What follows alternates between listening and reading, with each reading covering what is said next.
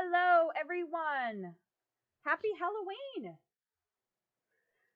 It's dark. I didn't turn my lamp on. Oh, it's also out of reach. Shit. I broke it. I broke it.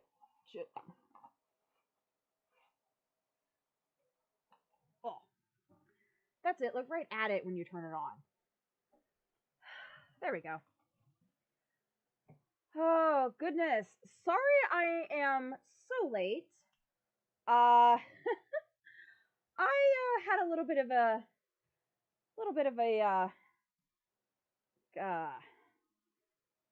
problem. um, I came upstairs after. Hey, Haley. Um, I came upstairs after handing out candy tonight, and I threw something on my bed, and suddenly something went flying. It was a bird. I have a bird in my room. And I say have because I lost track of it. I was trying to catch it with a box. Like, I just kind of kept going like this and hoping it would fly in and I could quickly get it. And then over here by my window in my closet, I have this little shelving unit that I have like my makeup and my jewelry and all that on. And it fell between that thing and the wall and then disappeared. Like, I cannot find this bird now.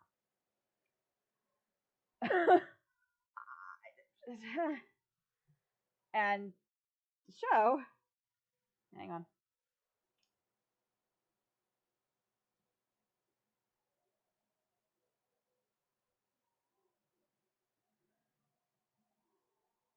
See, there was a bird. There is a bird. That is my Tales of Symphonia wall scroll. There was a bird in my room.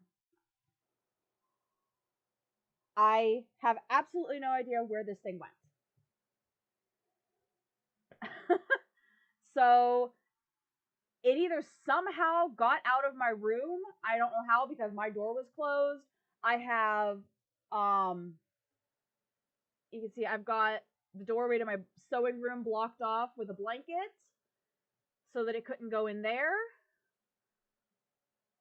I have no idea. I have no clue where this little bird went. And I'm just worried that it's going to get itself stuck somewhere. Um, and it's just not going to be able to get out. The last thing I need is a dead bird in my room. So I don't know. I have no clue. So we'll see if it magically appears again during stream here. So yeah, that was my night. How are you all? God. Trick or treat was a lot of fun. Uh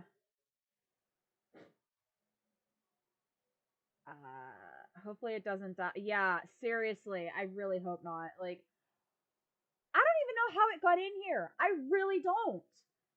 Like, I have no clue. I don't have any there's no windows open in my room. Well, I mean, I have the window in my sewing room is open, but it has a screen. So it couldn't have gotten through there. And sometimes the upper window will slip open a little bit. I checked that, it's closed. So I have no clue how this bird got into my room.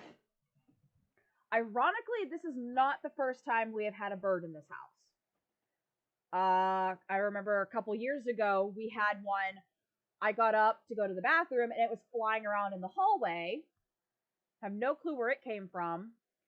And then I think it was either a couple days or like a week later there was a second one. Like, where the hell I have no clue where these birds are coming from. But it's been a while since the last one, so I don't know. So I have a plan for if it shows up again. I wish I had thought of it before. My window here, the upper window, I can slide it open and there's nothing there. So if I had done that in the first place, I probably could have gotten it out of here. crazy that it happened on Halloween night. Seriously. I just want to know how the hell it got in here. That's all I want to know. Like, I just want to know how the frick it got in here. Oh well. So, come on. So, like I said, well, I don't know. Maybe it somehow got out of here. Whoops. From where it was. I don't know. Hopefully it finds a way out of here. It finds its way back out of here. I don't know. I'm so baffled.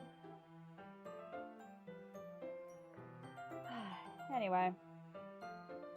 So, we're doing some more Doki Doki Literature Club. So our character was sort of swindled into joining this club at his school by his best friend. And he's just been kind of getting to know everybody. We are trying to romance Yuri, who she is now coming over to our house so that we can work on decorations for a school festival. So that is where we are picking up. And now I gotta try to remember the voices I was doing for all these characters. It's already Sunday. I've been getting increasingly anxious about Yuri's upcoming visit. I keep telling myself there's no reason to be nervous, but it doesn't help much. Yuri is clearly an introvert and also an intimate person in general. There's no doubt that she'll open up a little bit when it's just the two of us. Meanwhile, we've even been texting occasionally. She was extremely apprehensive at first, but it wasn't long before I was already learning more about her. But putting Yuri aside, I haven't heard a thing from Sayori since she left the club the other day. It's not like we text each other all the time or anything, but I've been worried about her in the back of my mind. Between what Sayori said and what Monika said, is it really okay for me to put Sayori's feelings aside when she might need me? Oh, Hocus Pocus! I love Hocus Pocus. I've not seen that yet this year. Of course, I haven't watched anything. Like, any, Halloween or scary movies. I have not had the time. Like I mentioned, I wanted to go see the new Halloween movie. Didn't get to do that. Ugh. I decided to visit Sayori before Yuri comes over. I'm wondering, they're supposed to be have you heard they're doing a sequel to Hocus Pocus?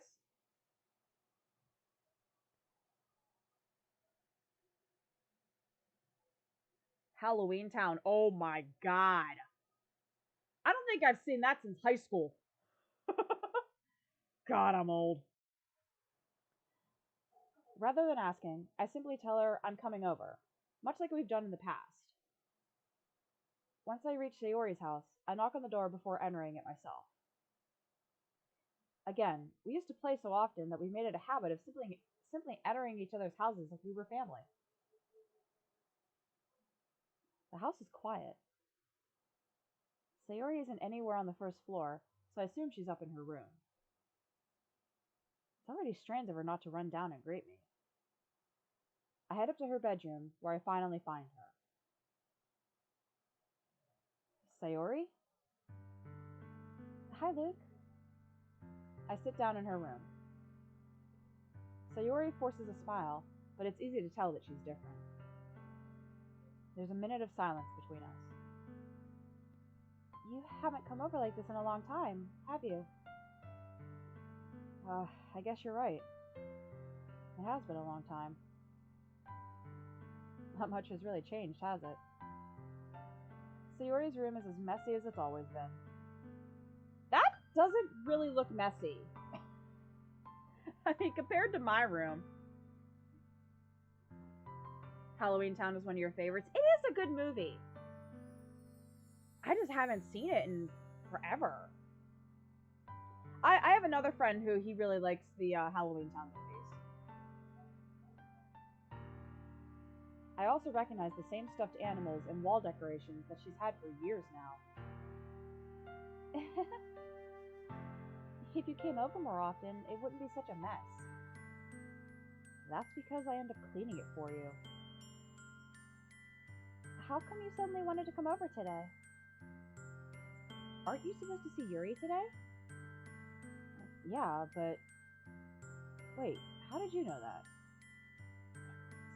Sayori had already left by the time we decided that last minute. Monica told me. It's only natural for her to keep me informed about the festival preparations, right? It's on Disney Plus. I'll have to watch it sometime. That's true. But what about you? Did Travis ever manage to warm up? He was complaining about how cold he was.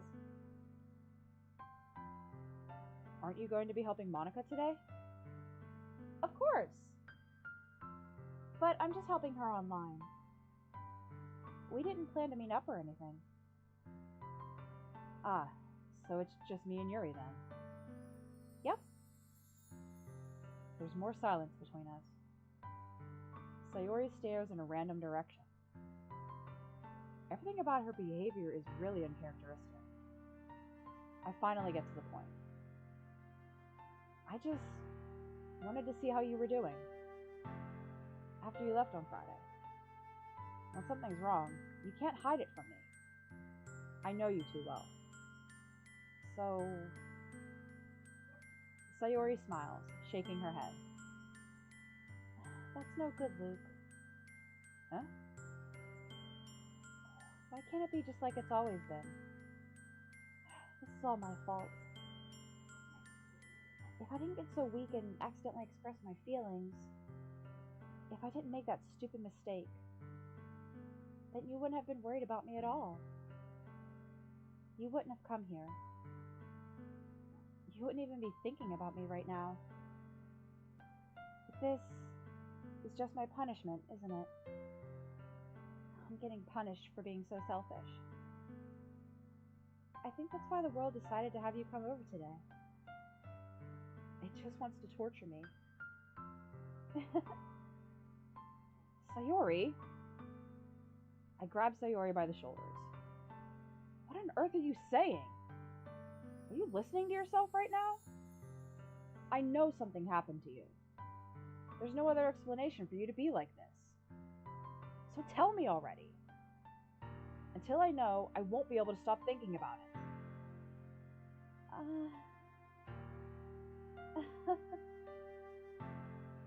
Sayori gives me an empty smile. You really put me in a trap, Luke.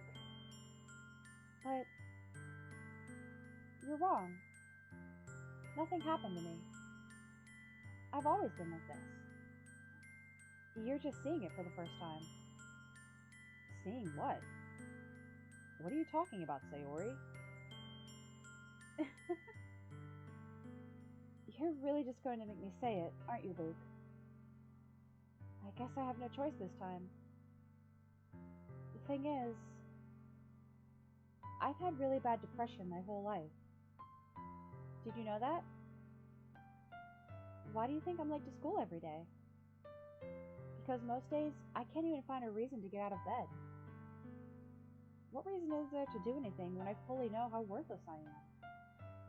Why go to school? Why eat?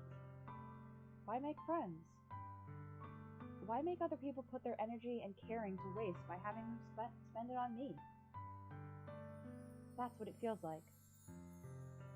And that's why I just want to make everyone happy. Without anyone worrying about me. I'm in shock. I can't even figure out how to respond. How is it possible that Sayori kept this from me the entire time that I've known her? Did she really want so badly for me to just not think about her? Why, Sayori? Huh? Why is it that you've never told me about this? It almost feels like I've been betrayed as your close friend. Because if I knew, I would have done everything I could to support you. Even if there's only so much that I could do. I would have tried a little bit harder to make every day a little bit better for you. That's why I'm your friend. All you had to do was tell me. You don't understand at all, Luke. Why do you think I didn't tell you? Because if I told you, then you would have to waste effort caring about me instead of doing important things. I don't want to be cared about. It's bittersweet when people try to care about me. It feels nice sometimes, but it also feels like a big bat being swung against my head. That's why I wanted so badly for you to make friends with everyone else. Helping everyone be happy together is the best thing for me. But then, I discovered something else too. Seeing you make friends and get closer with everyone in the club, it feels like a spear going through my heart. So that's why. That's why I decided the world just wants to torture me. Every path leads to nothing but hurt. You're right that I don't understand. I don't understand your feelings at all, Sayori. But I don't need to understand. Whatever it takes for me to help you stop hurting, that's what I'll do. No, Luke. There's nothing. Nothing at all. The only thing that could have helped is if everything could be like it always was. That I was selfish. I finally showed you what a horrible person I am. Tears streaked down Sayori's face. I made you join the literature club because I was selfish. And I was punished by my heart hurting in a way that I couldn't understand. And now you came here and I made you hurt too. I'm just weak and selfish. That's all I am. And that's why I'm going to accept these punishments. Because I deserve every last one. Without thinking, I once again grab Sayori's shoulders. This time, I pull her into a tight embrace.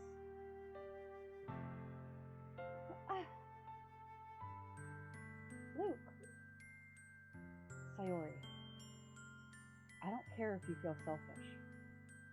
I'm really happy that you convinced me to join the club. Seeing you every day makes it worthwhile enough. If I make friends with everyone else, then that's just a bonus. But please, never underestimate how much I care about you. I wouldn't have it any other way. Luke. Sayori isn't hugging me back. Despite my arms being wrapped around her, Sayori's arms remain at her side. She starts sobbing next to my ear. No. Don't do this to me. Please don't do this. Luke. Sayori barely manages to speak between her sobs. I don't know if I'm doing the right thing, but all I want is for her to know that I care. If you have it in you to call yourself selfish, then you have to let me be selfish too. No matter what it takes, I'll figure out what needs to change. I'll make these feelings go away. If only depression really worked like that. And if there's anything that you need me to do, then you better tell me. I'll get mad if you don't.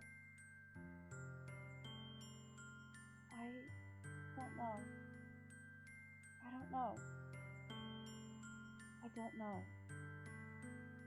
Gently, Sayori finally puts her arms around me in return. I don't know anything. It's all really scary. I don't understand any of my feelings, Luke. The only time I'm not feeling nothing is when I'm feeling pain. But your hugs are so warm. And that's really scary too. Sayori lets me go. As she does so, I let her go as well. The festival is tomorrow. Yeah. It's going to be fun, right? Yeah. How would you like for me to spend it all with you? Uh, um, uh, it's what I want. I promise. I I think that would be nice then. Yeah. Sayori wipes her eyes. If I could spend the whole day here, I would. All days, this has to be the one where I have other plans. Maybe I should cancel it. No, don't! Please don't. If you do that, then I really wouldn't forgive you. But it's almost time for Yuri to meet. Yeah, it's almost time for Yuri to meet me at my house. At the very least, do you want to come along and help out? It would be fun. To my surprise, Sayori shakes her head. I'm sorry. I don't know if that would be very good for me today. You understand, right? It's kind of hard for me to fully understand. But I'm trying my hardest. It's okay. Don't worry too much about it. I'll see you tomorrow, okay? Alright. I look forward to it. Oh, this poor girl.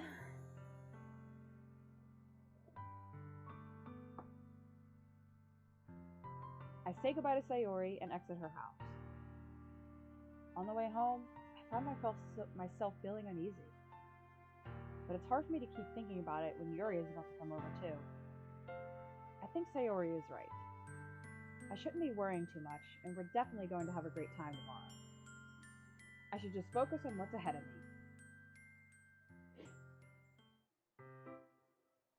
As I approach my house, I see something that makes me feel a moment of panic. Yuri? Ah, thank goodness. You're a little early. I'm sorry I wasn't home yet. Were you waiting for a long time? No, I just got here. But I started to get really nervous when nobody answered the doorbell. You always could have texted me. If I had known, I would have reassured you and hurried more on my way home. I suppose that's true. I didn't think of that for some reason. It should be common sense to do that, but I decided to ignore it. Anyway, let's go inside. I see you brought a lot of stuff with you. That's right. And did you manage to find everything I asked you to buy as well? Yeah, pretty much. At least, I hope I got everything right. I'm sure it will be fine. I take Yuri to my room. The first thing she does is glance around curiously, which makes me feel anxious. It's so clean. I cleaned it before you came over, so that's very considerate of you to do. No. I would be really embarrassed for my room to be a mess while you were here. Well, I do enjoy cleaning. I would have gladly helped you clean. That would be even more embarrassing. Wait, don't look in there. I snatched Yuri's wrist, which was in the process of opening a desk drawer of mine. I'm sorry. I wasn't thinking for some reason. I was just spacing out. It's fine. I let go of Yuri's wrist. She puts both her hands firmly in her lap, as if making sure she's keeping track of them. He was hiding his porn collection. So, should we get started? Yes. I have a few things planned that you can help me with. Decorations and other atmospheric enhancements. Atmospheric enhancements? You know, mood lighting, aromatherapy candles. Oh, wow. I didn't know you planned on taking it that far. Of course. I want to help our guests take it. I want to help take our guests to a faraway place. Although many will stop by just out of curiosity, and for cupcakes, I guess. I'm determined to provide an experience that will leave them wanting more. That's great. It's easy to forget that you're a pretty intense person. Oh, intense? I guess that's the best way to put it. Is that a bad thing? No, not at all. It's something that I like about you, actually. Is that so? That makes me feel relieved. And kind of happy. Ooh, excuse me. Yeah, no need to be so anxious. You can relax a little. Relax. I brought some things for relax. Blah! I brought some things for relaxation. I was going to use them during the poetry event. Oh yeah? Like what? Let's see. Yuri rummages through her bag. She pulls out a few candles and a wooden cylinder-shaped object. I did some shopping on my way here, so I happen to have these in my bag. I plan to cover the windows in black paper and use the candles to light the room. I think that would be amazing, don't you? Yeah, that would be really neat.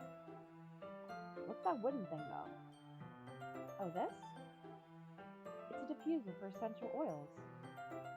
How familiar are you with aromatherapy? Not familiar at all. Is that so? It's one of my favorite contributors to a positive atmosphere.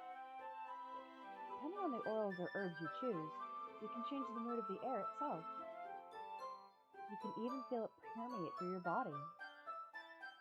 Relaxation, positive energy, romance, reflection.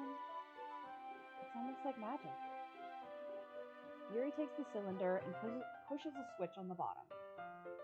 In just a moment, a thin ray of vapor begins to spout through a small hole in the top. Wow, that smells wonderful. What kind of mood is that one for? This is a jasmine essential oil. It smells a little sweet and flowery, right?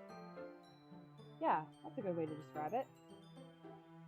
I chose jasmine for the event because it provides more than relaxation. Jasmine enhances your emotions and helps you feel them flow through your body. I can't read. You feel warmer, and your heart pounds more heavily. Don't you think that would be perfect for sharing our poems? It does sound suitable. But you seem to know a lot about this, so I'll trust your opinion with anything. Yuri smiles gently, clearly enjoying herself. She again reaches into her bag and pulls out several spools of thin ribbon. What are those for? Well, did you purchase that origami paper I asked you to get? Yeah, I have it over here. We won't be using the paper for folding origami. What I'd like to do is write a different word on each paper. We'll need about 100 of them. Oh yeah? What will those be used for? Well, I'm going to cut pieces of ribbon to hang them from the doorway of the classroom. Then, we can fasten the paper onto the ribbons to create a doorway curtain. Wouldn't that be beautiful? It would also catch the eyes of those passing by the room. It may attract some to peek inside. That's really creative. I had no idea you used to be... Blah, blah. I had no idea you'd be so good at this, Yuri. Is that so? Well, I suppose I do get a little intense, as you put it. Yuri giggles with red cheeks. Is it just me, or is she more relaxed when it's just the two of us? Or maybe it's the excitement she feels from sharing something that she enjoys. Here's a marker, Luke. You can you can write any characters you want. I'll help you once I finish cutting the ribbons. Ah, alright. Sitting on the floor together, the two of us get to work. I carefully draw a different character on each paper, doing my best to manage my bad handwriting. Yuri unravels a long strand of red ribbon to her desired length. Then, she reaches into her bag once more and pulls out a pocket knife. Huh? The knife is strangely beautiful. The silver handle has an intricate pattern of waves etched into it. The blade itself is gently tinted blue. That's no ordinary pocket knife.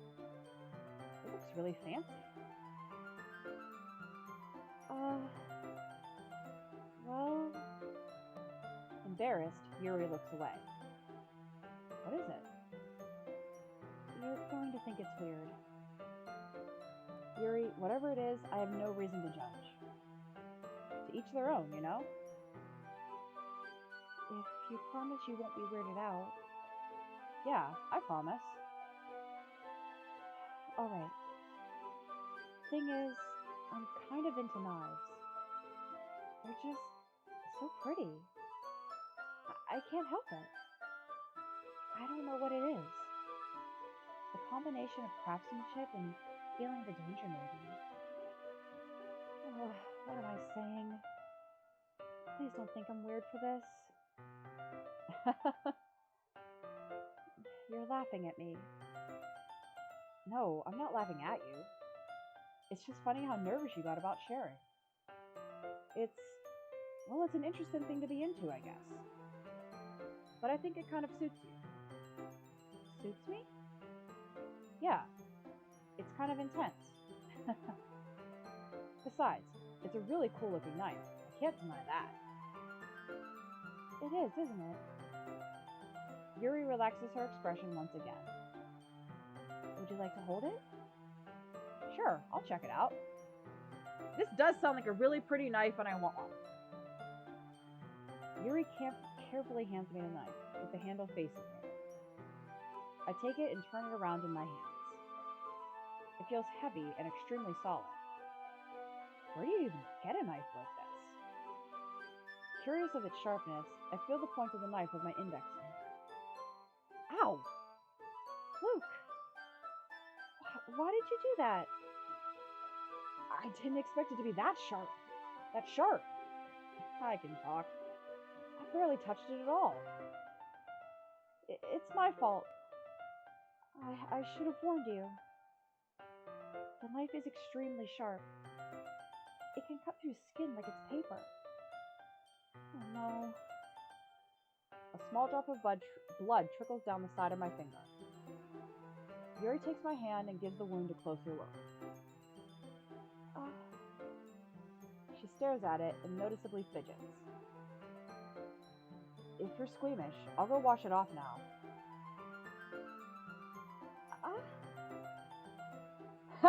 Yep, I had a funny feeling that's what she was gonna do. Without warning, Yuri puts my finger in her mouth and licks the wound. I feel her tongue curl around my finger.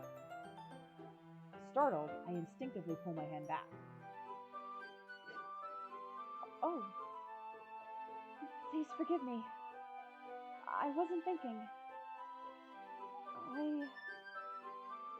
Yuri lowers her head, her face burning up. Yuri, that's the most embarrassing thing I've ever done. How could I do something like that? I'm sorry.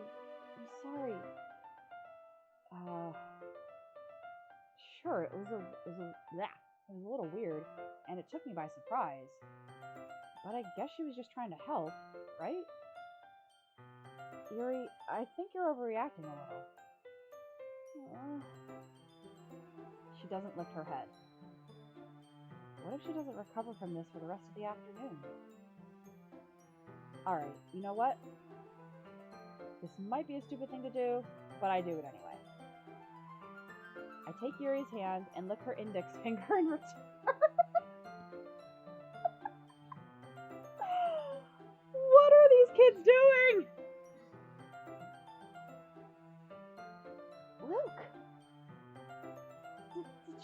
just do that? Now we're even. Yuri just looks at me like I did something wrong. I knew that would be a bad idea. If not for the sweet aroma of the jasmine oil, the air would be extremely heavy right now. You're so weird, Luke. Yuri giggles shyly. Ow! Eh? Yuri calling me weird? I have no response to that. Where do you keep your bandages? I don't think I need one, actually. It was a tiny cut. Look, it already stopped bleeding. I see. That's relieving. The tension is quickly lifted. We each resume our respective activities. I watch Yuri's knife cut through the ribbon like it's nothing but air. Meanwhile, I continue to make progress on the paper. After we finish attaching the paper to the ribbons, we lay them all out side by side. It looks better than I expected and will be very effective as a door curtain. It looks great. Good thinking coming up with this, Yuri. Thanks. It's just something I saw online, really. Are you ready to move on to the next task? Yeah, let's do it. What do you have in mind? I'd like to create a banner. That's why I asked you to buy the paint tablets. Paint tablets. Ah, that's right. One of the items had me buy was a kit of watercolor paint tablets. We'll need about 6 cups of water to put Let me try that again. My lips are getting dry. We'll need about 6 cups of water to put each of the tablets in. Do you mind fetching those for us? Of course not. 6 cups of water. I'll be right back in a minute. Thank you very much. Oh, just a little bit of water is okay. If you feel the cup's too much, it will be too dilute. Taking Yuri's advice, I decide to use small plastic bathroom cups rather than full-size glasses. I put them on a plate to catch any paint that drips, then bring it back to my room. Yuri? Yes? I come to see Yuri quickly unrolling her sleeve, putting it back over her arm. Nothing. Your face is a little red. Is it too hot in here or anything? No, not at all. There's nothing wrong, so let's mix the paint. Yuri hurriedly dismisses me and takes it upon herself to unwrap the tablets, dropping them into the cups. So, I thought we would do something simple that would look very nice. I'd like to paint a gradient across the banner, starting with the colors for sunrise, then daytime, then sunset, and nighttime. Once it dries, I'll write an inspirational quote across the banner. We can hang it on the wall behind the podium at the front of the classroom. Ah, neat. What are you going to write? Well, it will be more fun to surprise you. Yuri smiles at me. If you say so. After rolling out the banner, Yuri and I kneel on opposite sides so we don't get in the way of each other. Yuri uses a brush and adds a few dots of different colors across the banner to serve as a color guide when we paint. This kind of reminds me of elementary school. Painting on a banner with watercolors feels a lot like the art class projects we had back then. It's relaxing. I'm sorry if this feels too childish. No, I didn't mean that at all. It's kind of fun, you know? Yeah, it is fun. I'm glad you feel that way too. Yuri stops painting for a moment, thinking to herself. For me, I don't don't need to go out and do crazy things to have fun. In fact, I usually don't even want to. I just like it when I can spend my time with another person. Even if it's something simple, like reading. It doesn't even matter if we don't talk much. It doesn't even matter if we don't talk much. Just having a friend next to me makes things feel a little bit nicer. I think that's all it takes for me to be happy. Is that so? Even if Yuri and I are quite different, I can understand where she's coming from. I feel that way about things like anime and games, where simply sharing the experience with someone can make me happy. I think I feel the same way. Yuri smiles gently. I knew you'd understand. Yuri leans over the banner to grab an unused paintbrush, but I move at the same time, causing my head to bump into hers. Ah! Sorry. Yuri reels back, and I quickly lift my hand in surprise. Are you hurt? No, I'm not hurt. It just startled me, that's all. Sorry, I should have asked you to get it for me. It's not your fault. Ah, your face. There are drops of paint on Yuri's face and neck. Is there something on my face? Yeah, I accidentally got some paint on you. Sorry, it's totally my fault. I'll get a towel right away. I rush out and fetch a small towel. Then I dampen it with hot water. I return to my room and kneel back down in front of her. Here. I pat down Yuri's face and neck with the towel. Is something wrong? It's hot. I just didn't expect it. Sorry. I didn't want to use cold water. Having finished, I start to retract my hand. But Yuri suddenly holds my wrist. Wait. Huh? Just for a little longer. It feels really nice. I keep my hand still against Yuri's neck. She looks into my eyes. It's an intense expression that I recognize from when she reads her books. Almost as if she's lost in a daze, enveloped by her own thoughts. She breathes gently, half through slightly parted lips. What is happening? Is it the aroma of the jasmine oil giving me this dizzy feeling? Yuri's gentle fingers wrapped around my wrist send a tingling sensation through my arm. And suddenly, her face seems to be much closer to mine than it was a moment ago.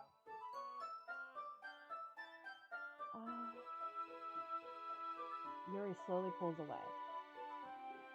Sorry. I've been feeling a little lightheaded today. I didn't mean to space out. It's fine. The moment is over as soon as it began. Yuri picks up her brush again. But her movements seem clumsier, like she's unable to focus. I remain silent, forced to ignore the event that just transpired.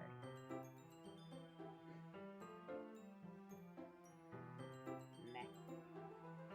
I hesitantly retrieve my own brush and continue following Yuri's example.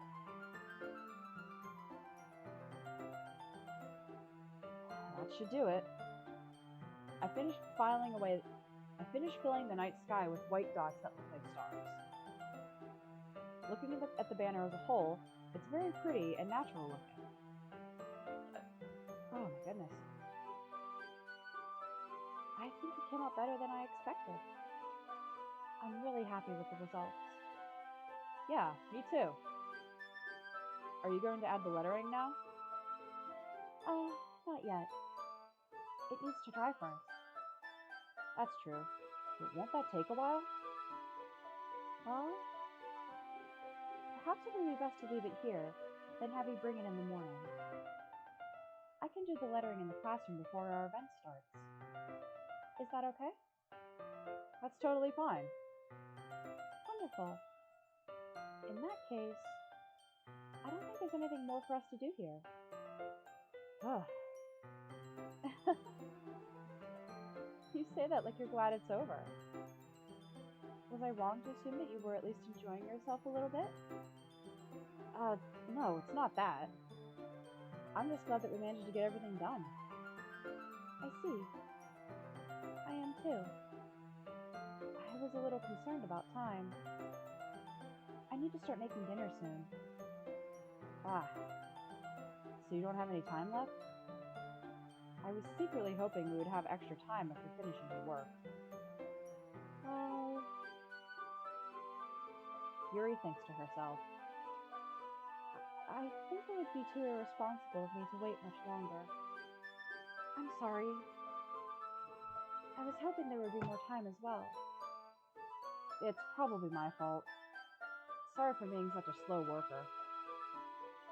No, it's not your fault at all. And the important thing is that we got everything done, right? Yeah. So, I shouldn't be disappointed or anything. Gathering all her things, Yuri seems to look a little downcast. I understand why. It sounded like she rarely gets the opportunity to spend time with friends in a relaxed environment. But that doesn't mean that this is the last time it can happen. Awkward teenagers being awkward. Once Yuri packs up, I walk her out the front door. Thank you very much for having me today. No problem. I'm glad I was able to help. Just let me know if there's anything else you need me to bring tomorrow. I will. Well then, Yuri fidgets.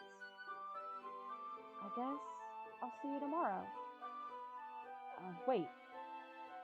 I kind of say that without thinking. About today. It's fine that we didn't have as much time as we wanted. Because we can do this again. Whenever you want, you could come over, or we can go out somewhere. I forgot you don't like going out much. As I stumble over my words, Yuri simply smiles bashfully. Anyway, you know what I'm trying to say, so... You're very thoughtful, Luke. Yuri takes a step close to me, then briefly squeezes my hand. I kind of like that about you. Well, how am I supposed to respond to that? But I don't even get a chance as Yuri suddenly pulls back. Sayori? Huh?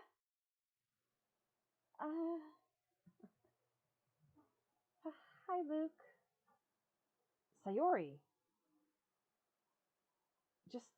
Just now, we weren't... It's okay, Luke. I just stopped by to say hi. Well, it's nice to see you.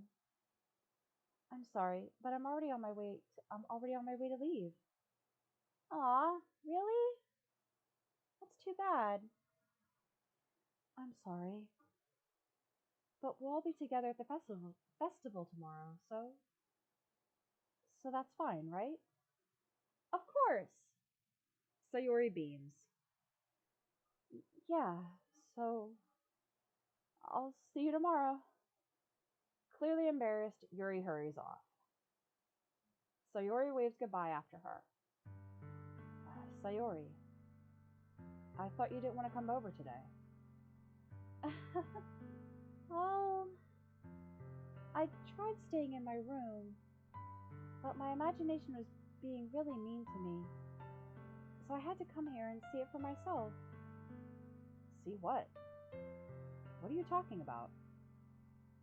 You know, how much fun you were having with Yuri. And how close you got to her. It makes me really happy that you've made such good friends. That's all that matters to me. Tears start to fall down Sayori's face. That's all that matters to me. Why am I feeling this way, Luke? I'm supposed to be happy for you. Why does it feel like my heart is splitting in half? It hurts so much. Everything hurts so much. This would be so much better if I could just disappear. Sayori, don't say that. It's true, Luke. If I wasn't here, then you wouldn't have to waste your sympathy on me. You wouldn't have to put up with me being selfish. Monica was right. I should just... Monica? Monica was right about what? Sayori, what I said before is true. I'm not going to let this continue. Caring about you like this isn't the burden your mind is making it out to be. It's something that makes me happy. It's something that I wouldn't trade for anything else. So, even if it takes an entire lifetime, I'm going to be by your side until you don't feel any more pain. But... Sayori looks away. I put a hand on her shoulder to reassure her. I'm scared, Luke. I'm really scared. What are you scared of, Sayori? I'm scared that I might like you more than you like me. Sayori? It's true, isn't it? I was weak and started to like you too much. I did this to myself. Luke, I like you so much that I want to die. That's how I feel. And... That's enough, Sayori. I don't want you to hurt anymore. I slide my hand down Sayori's arm and squeeze her hand in my own. Do you remember how I said I always know what's best for you? Do you still believe me? Wordlessly, Sayori nods. Even if you don't understand all of your own feelings, I know what you need the most right now. And that's what I'm going to give you. Oh, God.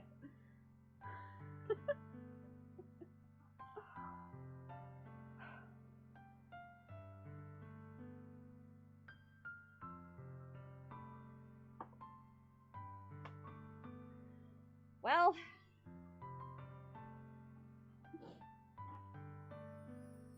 this is just mean. It really is.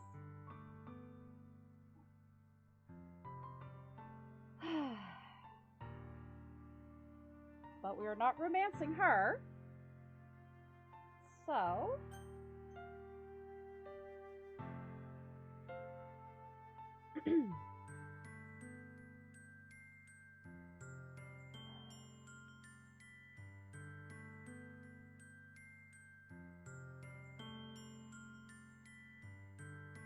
Unless, chat, what do you think? What should I pick?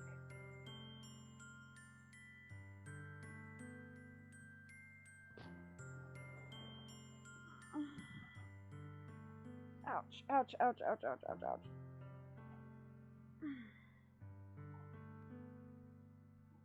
No zitchy.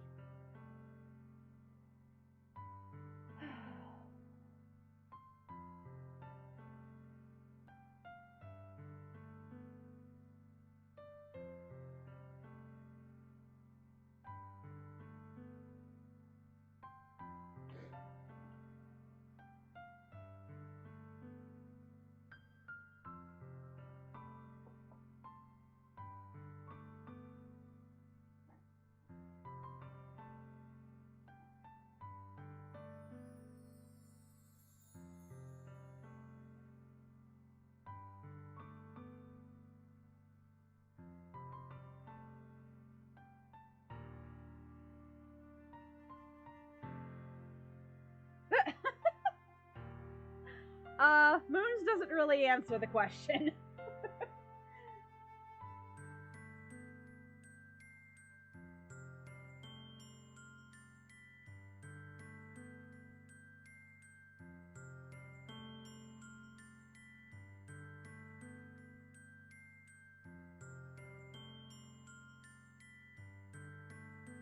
Basically, which one should I pick? He's talking to Sayori, who she basically just kind of confessed to him And now he can either tell her that he loves her, or he's basically saying, I know what you need, and I'm going to give it to you right now. And it's to either say, I love you, or that you will always be my dearest friend. And I mean, we're not romancing Sayori. At least that was the vote. So I'm assuming we should do the second one.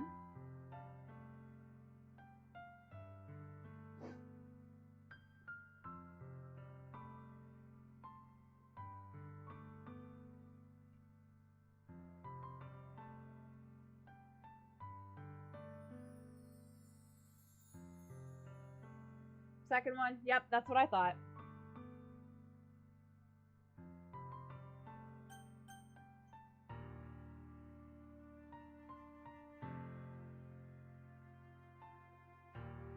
That was the. I don't know. I haven't heard it, so I don't know. I still don't know where it's at. All right. You'll always be my dearest friend. What you need most is for things to be like they've always been. Monica told me the truth. She told me how much happier you seemed after I joined the club. I know you're struggling with some really difficult things right now. But please trust me that I know what's best, and what will make you happy in the end. I promise I'll help things get back to the way they were.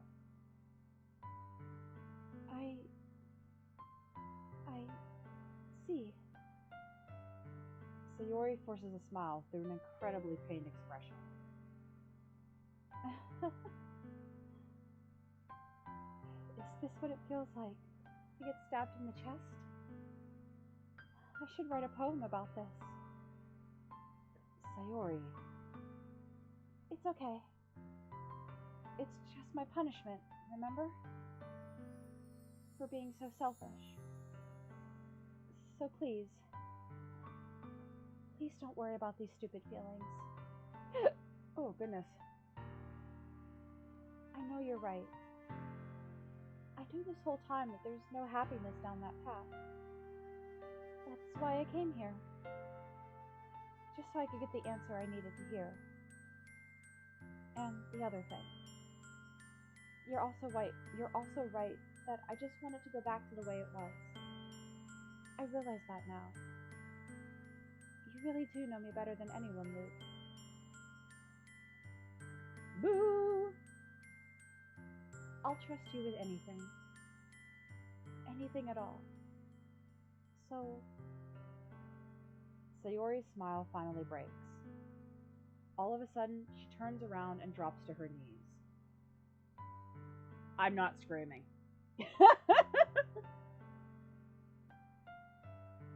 Are all the doors closed? I mean, my door is closed, but yeah, all the doors are closed. Like, I have the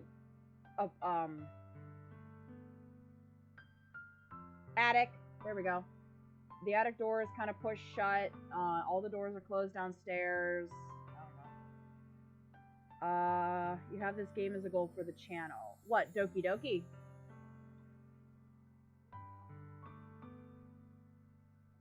Clutching her head with both hands, she screams as loudly as she can. I'm so shocked that I don't know how to react. Sayori looks over her shoulder and flashes me one more weak smile before turning around and running off. Sayori! I'm left helplessly standing in front of my house. Why am I feeling so horrible about this? There's nothing more that I could have done. The most I can do is support Sayori through her feelings and help her on the path that's right. But I'm having as much trouble understanding Sayori's feelings as she is. Even though I can comfort her, I keep wondering if I should be doing something more, or something different. I know these thoughts will continue to plague me until things are back to the way they were. I'm going to give it everything I've got. Sayori will always be my dearest friend, and I'll do whatever it takes to put a smile on her face every day.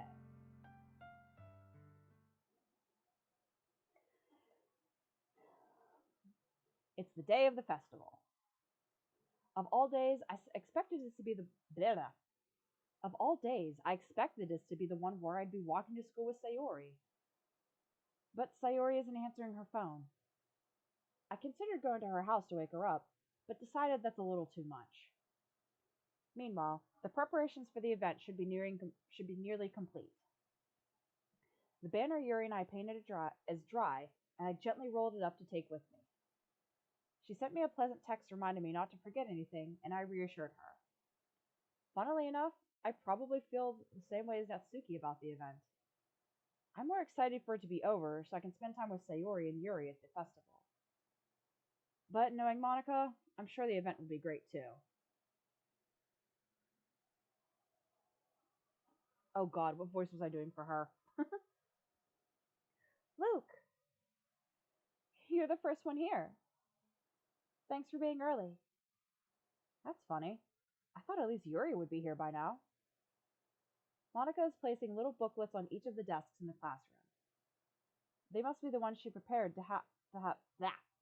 They must be the ones she prepared that have all the poems we're performing. In the end, I found a random poem online that I thought Monika would like and submitted it.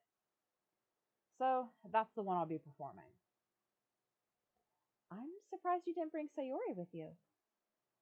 Yeah, she overslept again. That dummy. You'd think you'd think that on days this important she'd try a little harder. I say that, but I suddenly remember what Sayori told me yesterday. And I suddenly feel awful, knowing it's not nearly that simple for her. I only said it because it's the way I'm used to thinking. But maybe I should have gone to wake her up after all? You should take a little responsibility for her, Luke. I mean, especially after your exchange with her yesterday. You kind of left her hanging this morning, you know? Exchange? Monika, you know about that? Of course I do. I'm the club president after all. But I stammer, embarrassed. Did Sayori really tell her about it that quickly? About how I basically turned down her confession? That makes me really seem like the bad guy here. But I'm the one who knows what's best for her, right? Jeez. You don't know the full story at all, so don't worry. I probably know a lot more than you think. Huh? Monika's being as friendly as usual, but for some reason I felt a chill down my spine after hearing that. Hey, do you want to check out the pamphlets? They came out really nice. Yeah, sure. I grabbed one of the pamphlets laid out on the desks. Oh yeah, they really did. Something like this will definitely help people take the club more seriously. Yeah, I thought so too. I flipped through the pages. Each member's poem is neatly printed on its own page, giving it an almost professional feel. I recognized Natsuki and Yuri's poems from the ones they performed during our practice. What's this? I flipped to Sayori's poem. It's different from the one she practiced. It's one that I haven't read before.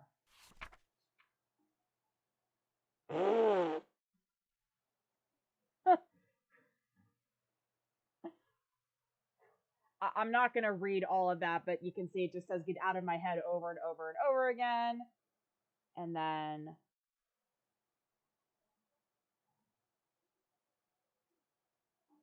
okay, and then here's some different. So get out of my head over and over again, then get out of my head before I do what I know what is best for you.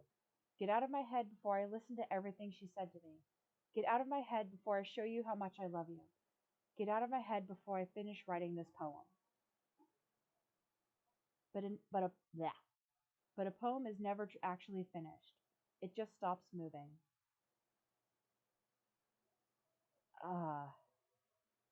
What is this? Reading the poem, I get a pit in my stomach. Luke? What's wrong? Nothing. This poem feels completely different from everything else Sayori's written. But more than that, I changed my mind. I'm gonna go get Sayori, so. Uh, well, alright. Try not to take too long, okay? I quickly leave the classroom. Don't strain yourself. Monica calls that out after me. I quicken my pace. What was I thinking? I should have tried a little harder for Sayori. It's not a big deal to at least wait for her or help her wake up. Even the simple gesture of walking her to school makes her really happy. Besides, I told her yesterday that things will be the same as they always have been. That's all she needs, and what I want to give her. I reach Sayori's house and knock on the door. I don't expect an answer, since she's not picking up her phone either. Like yesterday, I open the door and let myself in. Sayori? She really is a heavy sleeper. I swallow. I can't believe I ended up doing this after all. Waking her up in her own house. Isn't that more like something a boyfriend would do? In any case, it just feels right. Outside Sayori's room, I knock on her door. Sayori? Wake up, dummy. There's no response. I really didn't want to have to enter her room like this. Isn't it kind of a breach of privacy?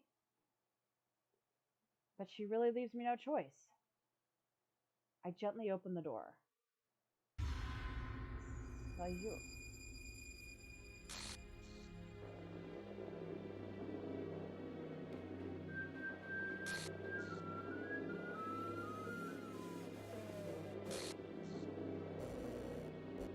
An exception has occurred.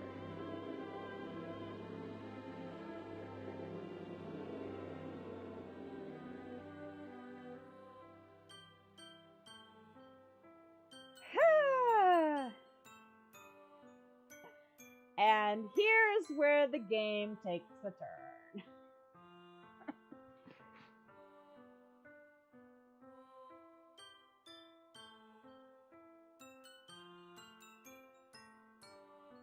What the hell?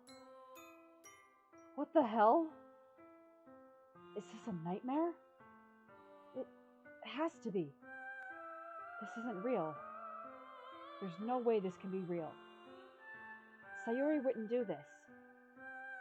Everything was normal up until a few days ago. That's why I can't believe what my eyes are showing me. I suppress the urge to vomit. Just yesterday, I told Sayori I would be there for her. I told her I know what's best, and that everything will be okay. Then why? Why would she do this? How could I be so helpless? What did I do wrong? Turning down her confession. That has to have been what pushed her over the edge. Her agonized scream still echoes in my ears. Why did I do that to her when she needed me the most? Why was I so selfish?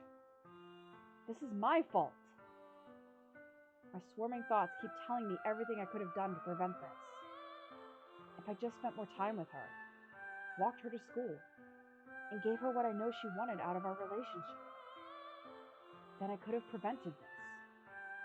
I know I could have prevented this. Screw the literature club. Screw the festival. I just lost my best friend. Someone I grew up with. She's gone forever now. Nothing I do can bring her back. This isn't some game where I can reset and try something different.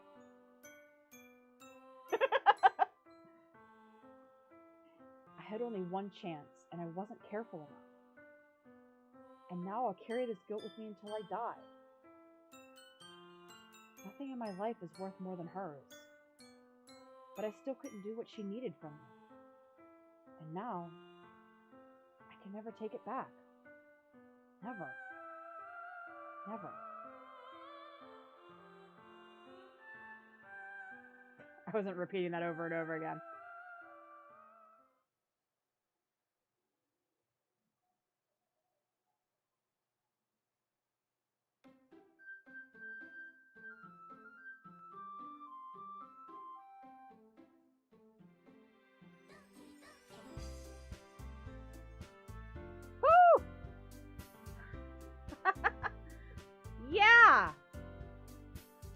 And that's where this game starts to get interesting.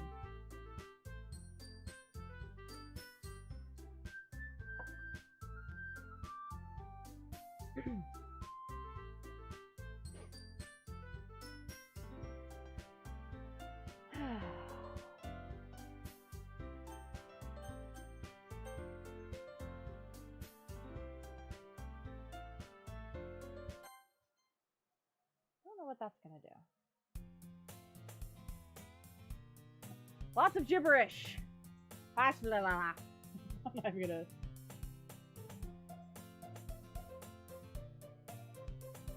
I see an annoying girl running toward me from the distance, waving her arms in the air like she's totally oblivious to any attention she might draw from herself.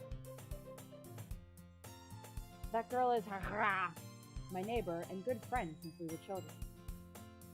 You know, the kind of friend you never see yourself making today, but it just kind of works out because you've known each other for so long.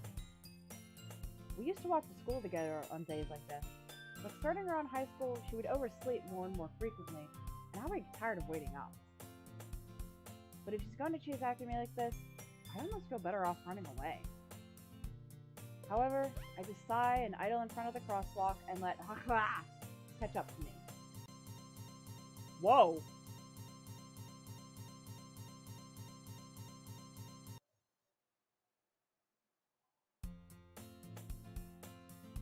It's an ordinary school day like any other. Mornings are usually the worst, being surrounded by couples and friend groups walking to school together. Meanwhile, I've always walked to school alone.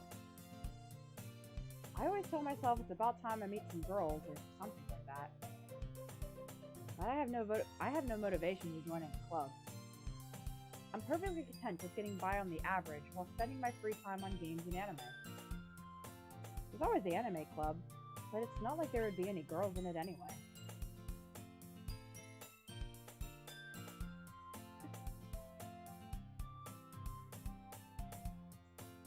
The school day is as ordinary as ever, and it's over before I know it. After I pack up my things, I stare blankly at the wall, looking for an ounce of motivation. Clubs. There really aren't any that interest me. Besides, most of them would probably be way too demanding for me to want to deal with. I guess I have no choice but to start with the anime club. Luke?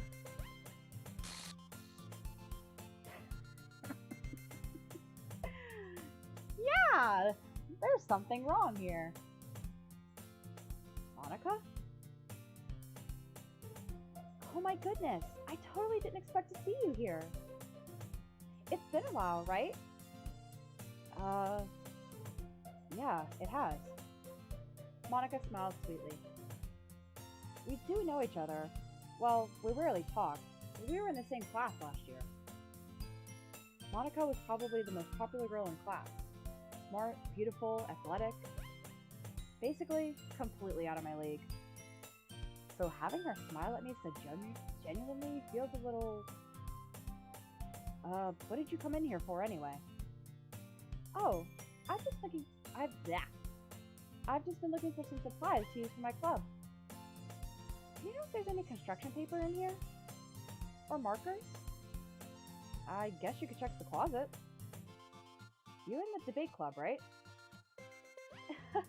About that. I actually quit the debate club. Really? You quit? Yeah. To be honest, I can't stand all of the politics around the major club. It feels like nothing but arguing about the budget and publicity and how to prepare for events. I'd much rather take something I personally enjoy and make something special out of it. In that case, what club did you decide to join? Actually, I'm starting a new one. A literature club. Literature? That sounds kind of dull.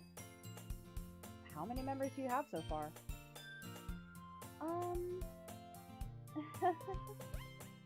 It's kind of embarrassing, but there are only 3 of us so far.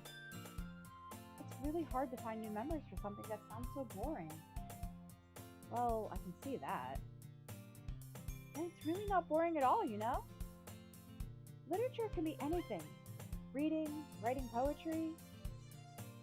I mean, one of my members even keeps her manga collection in the classroom. Wait, really?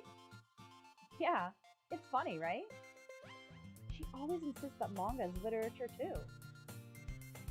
I mean, she's not wrong, I guess. And besides, her member's a member, right?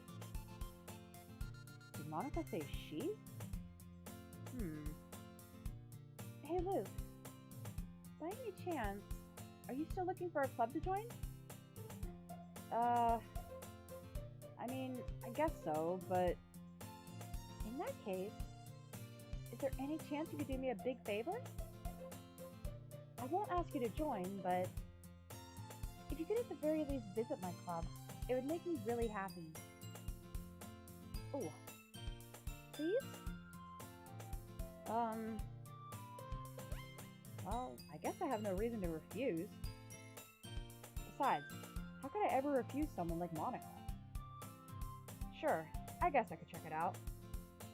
Ah, awesome! You're really sweet, Luke. You know that? It's nothing, really. Shall we go then?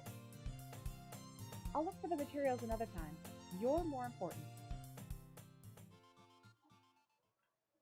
And thus, today marks the day I sold my soul to Monica and her irresistible smile. I'd rather have the cupcake.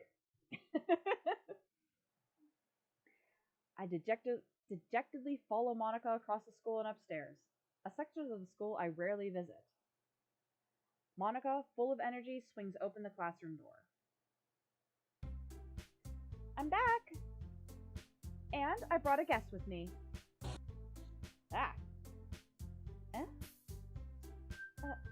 A guest? Seriously? You brought a boy? Way to kill the atmosphere. Don't be mean, Natsuki. But anyway, welcome to the club, Luke. All words escape me in this situation. This club is full of incredibly cute girls. So, let me guess. You're Monica's boyfriend, right? What? No, I'm not. Natsuki. The girl with the sour attitude, whose name is apparently Natsuki, is one I don't recognize. Her small figure makes her look like a first-year student. Anyway, this is Natsuki, energetic as always. And this is Yuri, the vice president. It's nice to meet you. Yuri, who appears comparably more mature and timid, seems to have a hard time keeping up with someone like Natsuki. Yeah, it's nice to meet both of you. So, I ran into Luke in a classroom, and he decided to come and check out the club. Isn't that great? Wait, Monica! Didn't I tell you to let me know in advance before you brought anyone new? I was going to... well, you know... Sorry. I didn't forget, but I just happened to run into him.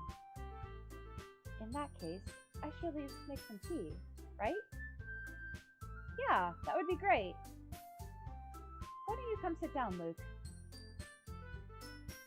The girls have a few desks arranged to form a table. Yuri walks to the corner of the classroom and opens the closet.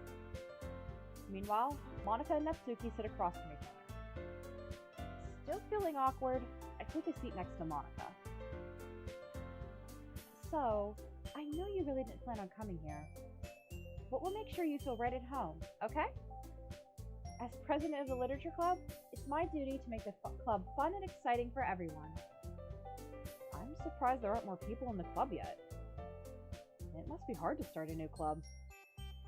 You could put it that way.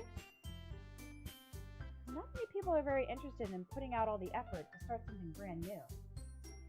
Especially when it's something that doesn't grab your attention, like literature. You have to work hard to convince people that you're both fun and worthwhile. But it makes school events, like the festival, that much more important. I'm confident that we can all really grow this club before we graduate. Right, Natsuki? Well, I Natsuki reluctantly agrees. Such different girls, all interested in the same goal. Monica must have worked really hard just to find these two. Yuri returns to the table, carrying a tea set. She carefully places a teacup in front of each of us before setting down the teapot in the middle. You keep a whole tea set in this classroom?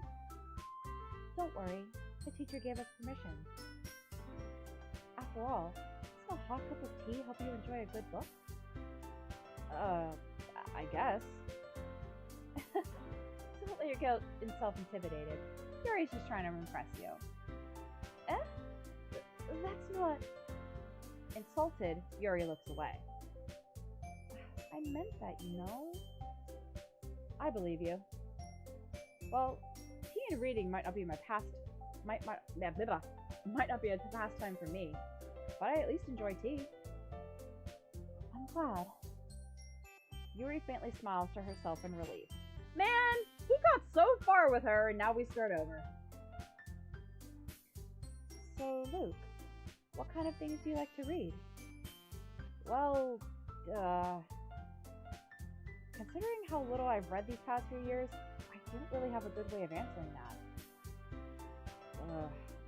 Manga. I mutter quietly to myself, half joking. Natsuki's head suddenly perks up. It looks like she wants to say something, but she keeps quiet. Not much of a reader, I guess. Well, that can change. What am I saying?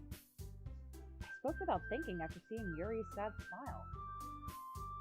Anyway, what about you, Yuri? Well, let's see. Yuri traces the rim of her teacup with her finger. My favorites are usually novels that build deep and complex fantasy worlds. The level of creativity and craftsmanship behind them is amazing to me. And telling a good story in such a foreign world is equally impressive. Yuri goes on, clearly passionate about her reading. She seems so reserved and timid since the moment I walked in, but it's obvious by the way her eyes light up that she finds her comfort in the world of books, not people. But you know, I like a lot of things. Stories with deep psychological elements usually immerse me as well. Isn't it amazing how a writer can so deliberately take advantage of your own lack of imagination to completely throw you for a loop? Anyway, I've been reading a lot of horror lately. I read a horror book once. I desperately grasp something I can relate to at the moment, at the minimal level. At this rate, Yuri may as well have a conversation with a rock. I'd expect that from you, Yuri. It suits your personality. Oh, is that so? Really, if a story makes me think, or takes me to another world, then I really can't put it down. Surreal horror is often very successful at changing the way you look at the world, if only for a brief moment. Ugh, I hate horror. Oh, why is that? Well, Natsuki's eyes dart over to me for a split second. Never mind. That's right. You usually like to write about cute things, don't you, Natsuki? Oh, what? What gives you that idea? You left a piece of scrap paper behind at the last club meeting. It looked like you were working on a poem called Don't Say It Out Loud! And give that back! Fine. Natsuki, you write your own poems? Well, I guess sometimes. Why do you care? I think that's impressive. Why don't you share them sometime? No! Natsuki averts her eyes.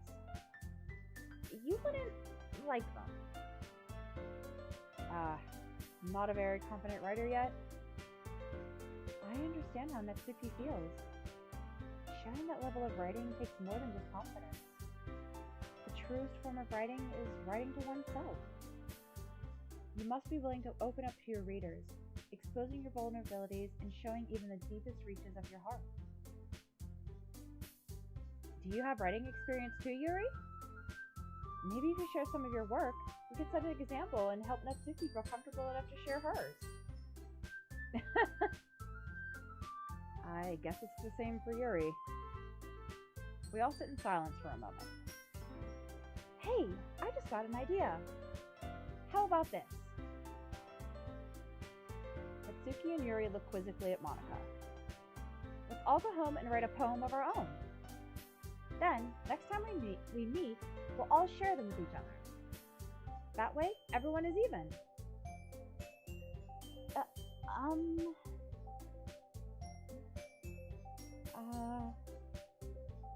I mean, I thought it was a good idea. Well, I think you're right, Monika. We should probably start finding activities for us all to participate in together. I did decide to take on the responsibility of vice president after all. I need to do my best to nurture the club as well as its members. Besides, now that we have a new member, it seems like a good step for us to take. Do you agree as well, Luke? Hold on. There's still one problem. Huh? What's that?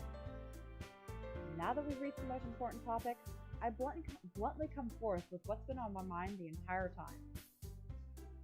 I never said I would join this club. Monika may have convinced me to stop by, but I never made any decision. I still have other clubs to look at, and, I lose my train of thought. All three girls stare back at me with dejected eyes. But... I'm sorry, I thought...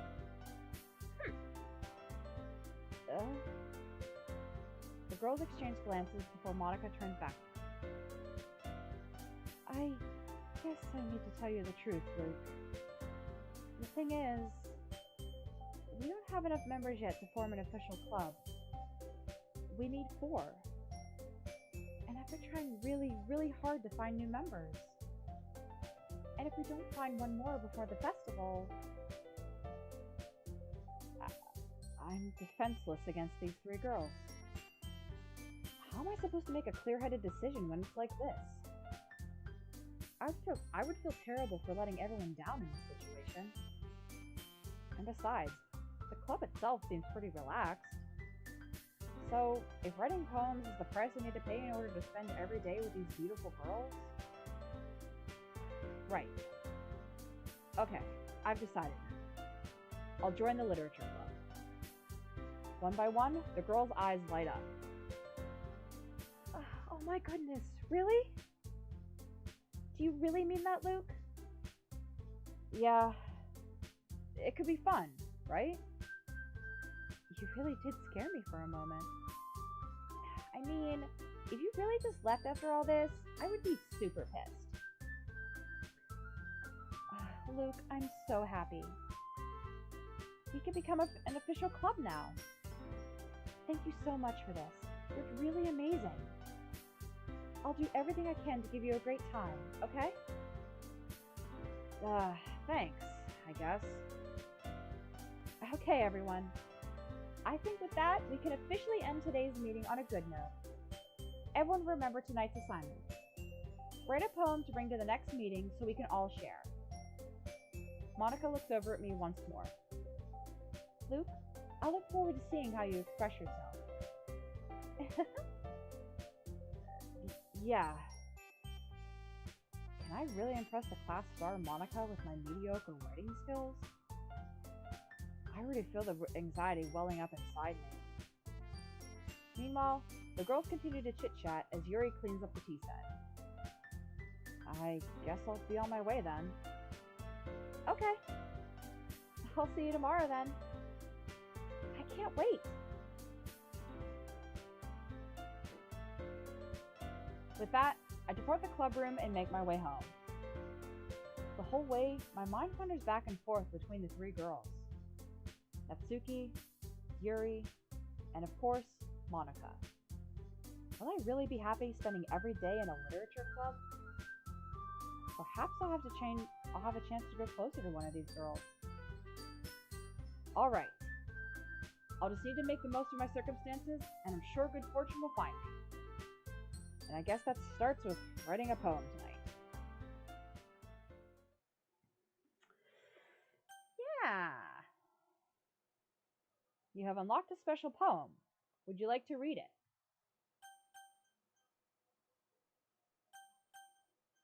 Yes. What?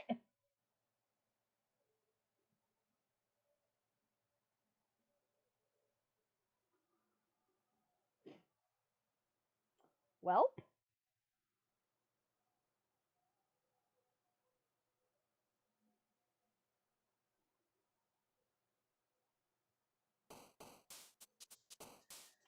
Alright, well, I guess we will try again with Yuri. So let's see. Whirlwind, Philosophy, Extreme, Destiny.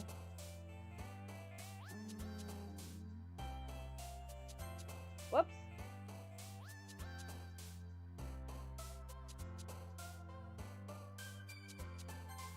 Whoops. And Misfortune would be her. Essence.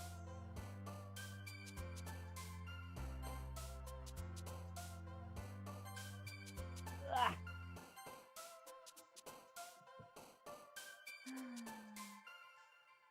I think Inferno, yeah.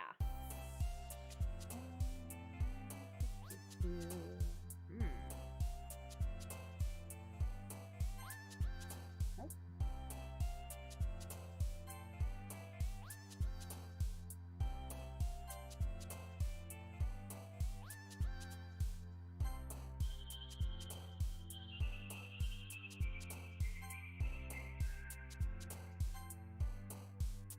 Doki doki!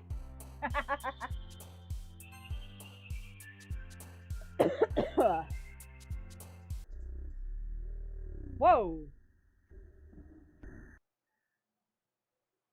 The fuck?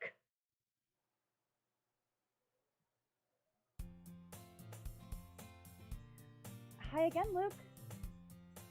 Glad to see you didn't run away on us. Nah, don't worry. This might be a little strange for me, but I at least keep my word. Well, I'm back at the Literature Club. I was the last one to come in, so everyone else is already hanging out. Thanks for keeping your promise, Luke. I hope this isn't too overwhelming of a commitment for you. Making you dive headfirst into literature when you're not accustomed to it?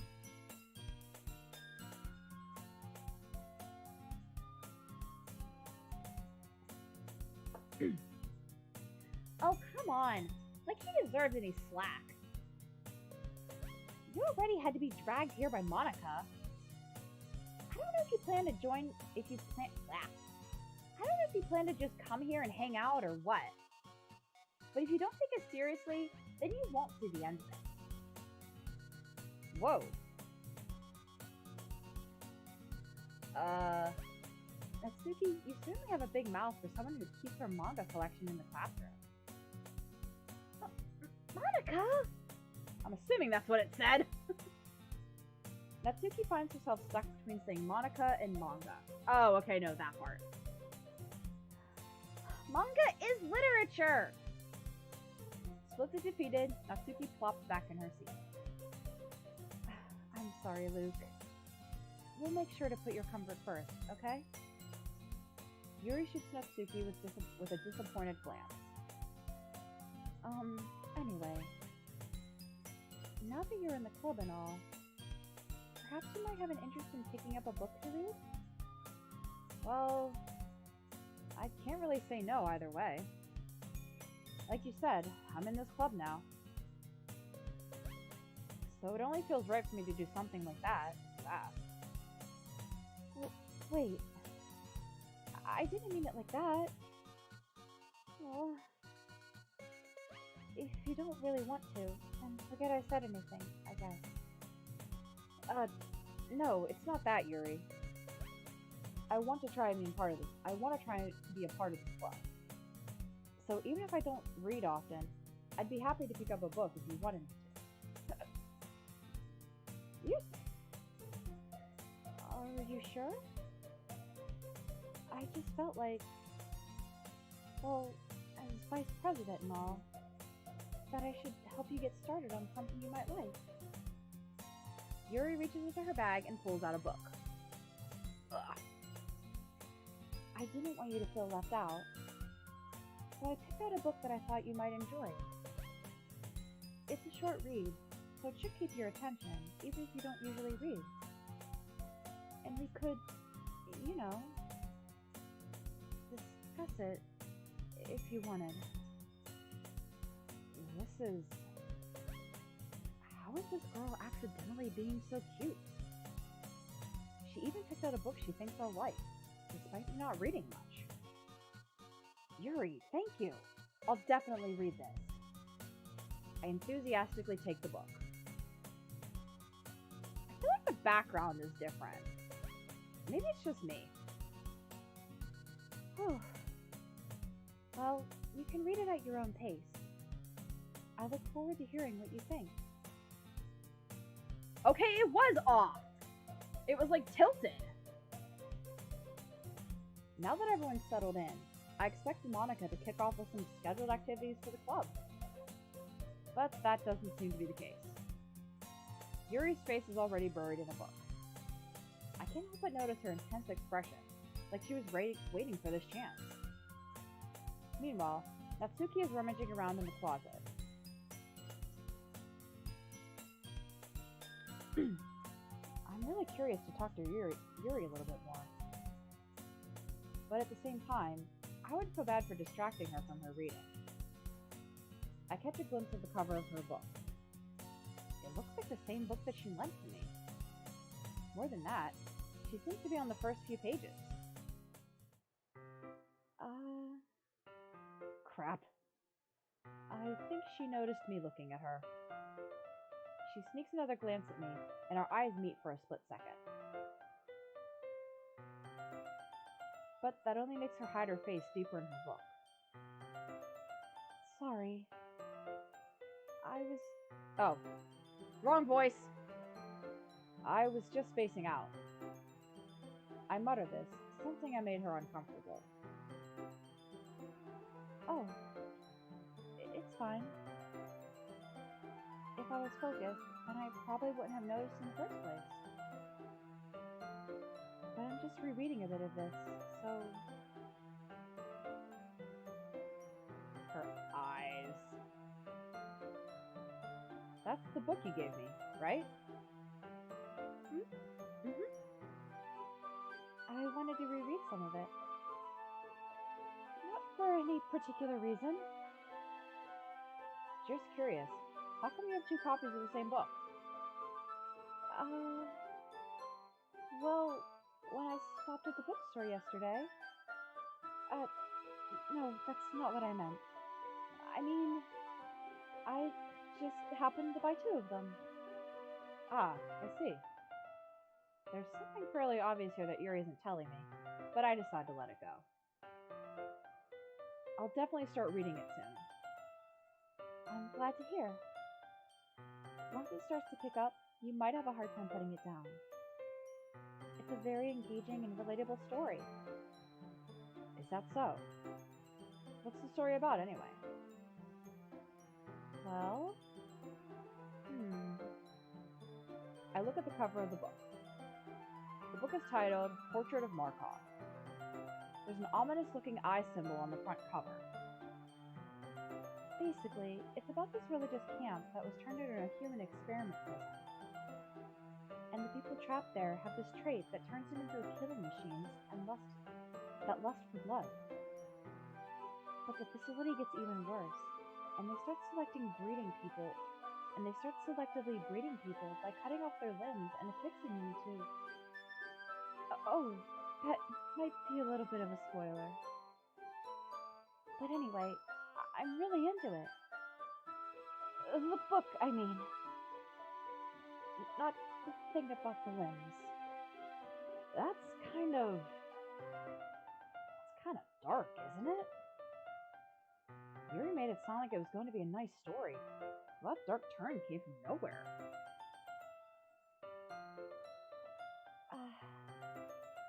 Are you not a fan of that sort of thing, Luke? No, it's not that.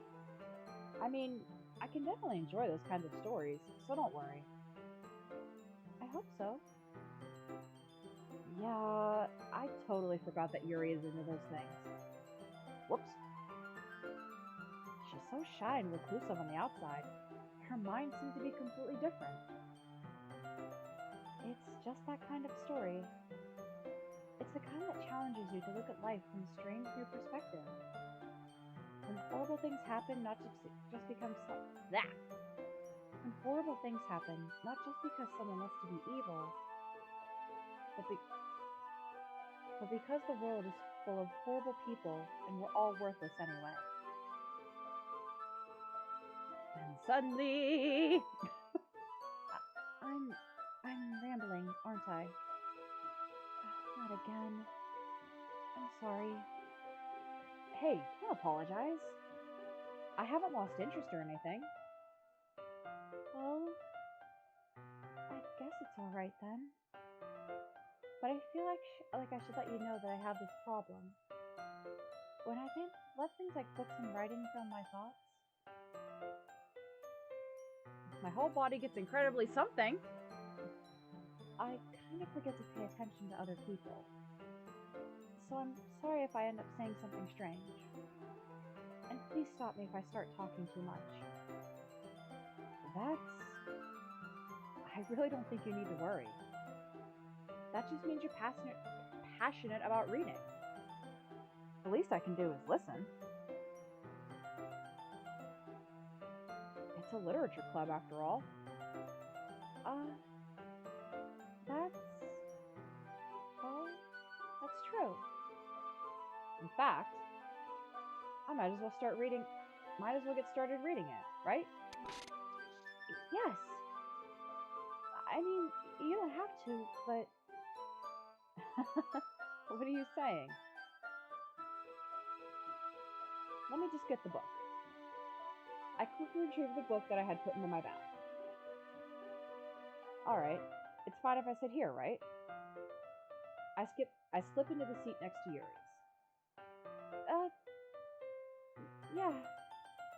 Are you sure? You seem a little apprehensive. I'm sorry. It's not that I don't want you to. It's just something I'm not very used to. That is, reading in company with someone. I see. Well, just tell me if I end up distracting you or anything. Alright. I open the book and start the prologue. I soon understand what Yuri means about reading in company. It's as if I can feel her presence over my shoulder as I read. It's not a particularly bad thing. Maybe a little distracting, but the feeling is somewhat comforting. Yuri is in the corner of my eye. I realize that she's not actually looking at her own book. I glance over. It looks like she's reading from my book instead. Sorry. I was just bathing in the feeling of something. Yuri, you really apologize a lot, don't you? I do? I don't really mean to. Sorry. I mean... Here, this should work, right? I slide my desk until it's up against Yuri's, then hold my book more between the two of them. I suppose so. Yuri timidly closes her own copy. Once we each lean in a little bit, our shoulders are almost touching. It feels that my left arm is in the way, so instead I use my right hand to hold the book open. I guess that makes it kind of difficult to turn the page. Here. Yuri takes her left arm and holds the side of the book between her thumb and forefinger. I do the same with my right arm, on the right side of the book. That way, I turn the page, and Yuri slides it under her thumb after it flips to her side.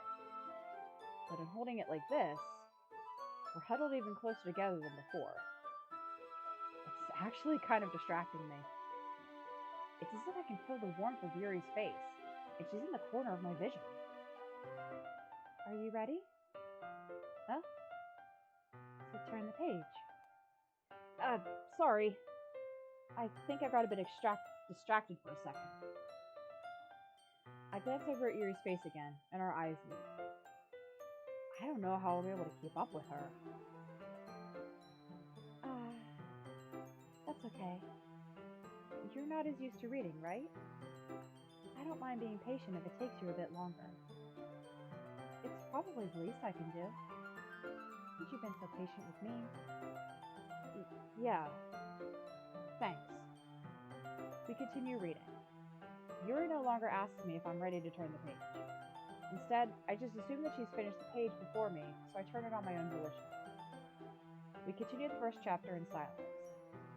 Even so, turning a page almost feels like an intimate exchange. My thumb gently letting go of the page, letting it flutter over to her side as she catches it under her own thumb. Hey, Yuri? This might be a silly thought, but the main character kind of reminds me of you a little bit. No, I don't relate to this character at all. Definitely not. Really? I was just thinking the way she second guesses things she says and all that. That's what you were talking about? Sorry. I thought you meant something else about her. Something else? Never mind. We didn't even get that far yet. So I don't know why that came into my head. Yuri, are you feeling alright? Huh? Yuri's been a little fidgety ever since we started reading. You can rest if you're feeling sick or something. Your breathing is a little... Am I breathing? Yuri puts her hands on her chest, as if to feel her heartbeat. I didn't even notice.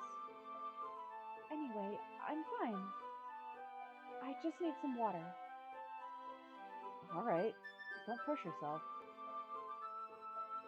Yuri stands up and practically rushes out of the classroom. What on earth was that about? Luke? Did something happen just now? Huh? I have no idea. Yuri was acting a little strange, I guess. So, you don't know anything? Sorry, I can't say I do. Are you worried about her? Oh, no, not really. I was just making sure that you didn't do anything to her. No, nothing! Don't worry, I believe you, silly. Yuri just does this sometimes, so it's nothing alarming. Alright, if you say so. Anyway, why don't we start sharing our poems with each other? Huh? Shouldn't we wait for Yuri? Well, she might be a while, so I just figured we'd get started without her. Is that okay? Yeah, I was just asking. I stand up. I make a mental note of where I left off in the book and slip it back into my bag.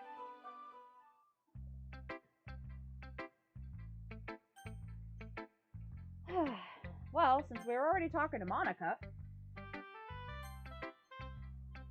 I should start with Monica.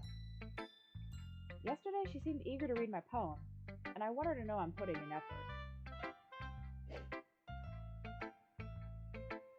Hi, Luke. Having a good time so far? Yeah. Good. Glad to hear it. By the way, since you're new and everything, if you ever have any suggestions for the club, like new activities or things we can do better, I'm always listening. Don't be afraid to bring things up, okay? Alright, I'll keep that in mind. Of course I'll be afraid to bring things up. I'm much better off just going with the flow until I'm more settled in. Anyway, want to share your poem with me? It's kind of embarrassing, but I guess I have to. Don't worry, Luke. We're all a little embarrassed today, you know? But it's not that sort of barrier that we'll all but it's that sort of barrier that we'll all learn to get past soon. Yeah, that's true. I hand Monica my poem.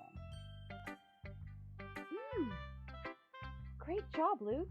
I was going ooh in my head while reading it.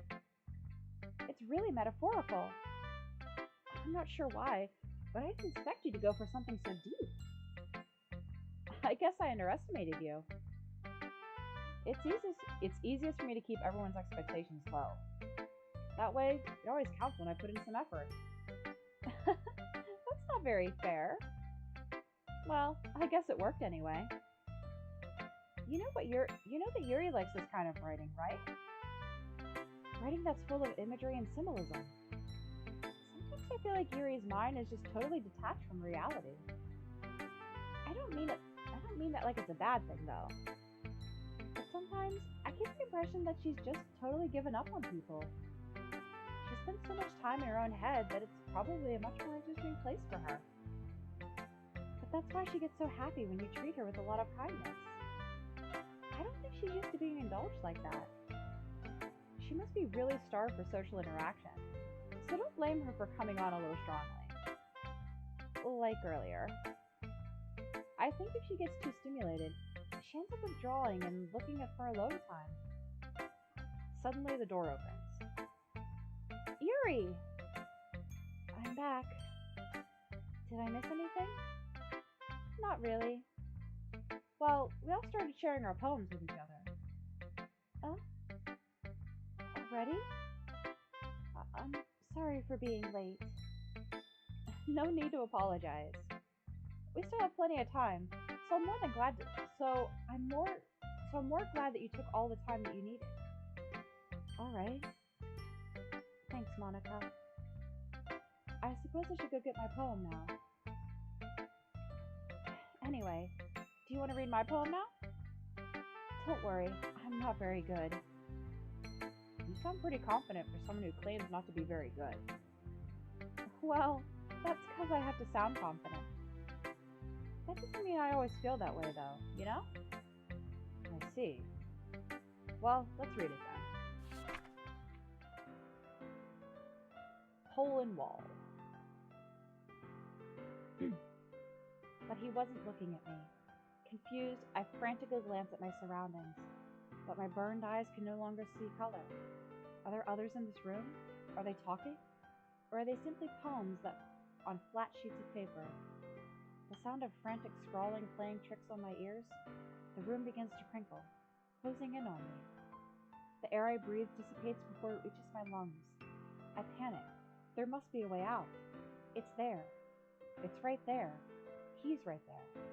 Swallowing my fears, I brandish my pen. So, what do you think? It's very freeform, if that's what you call it. Sorry, I'm not really the right person to ask for feedback. That's okay. Yeah, that kind of style has gotten pretty popular nowadays. That is, a lot of poems have been putting emphasis on the timing between words and lines. When performed out loud, it can be really powerful. What was the inspiration behind this one? Well, I'm not sure if I know how to put it. I guess you could say that I had some kind of epiphany recently. It's been influencing my poems a bit. An epiphany? Yeah, something like that. I'm kind of nervous to talk about deep stuff like that, because it's kind of coming on strongly. Maybe after everyone is better friends with each other. Anyway, here's Monica's writing tip of the day. Sometimes when you're writing a poem or a story, your brain gets too fixated on a specific point. If you try so hard to make it perfect, then you'll never make any progress. Just force yourself to get something down on the paper and tidy it up later. Another way to think about it is this. If you keep your pen in the same spot for too long, you'll just get a big puddle of dark ink. So just move your hand and go with the flow. That's my advice for today. Thanks for listening.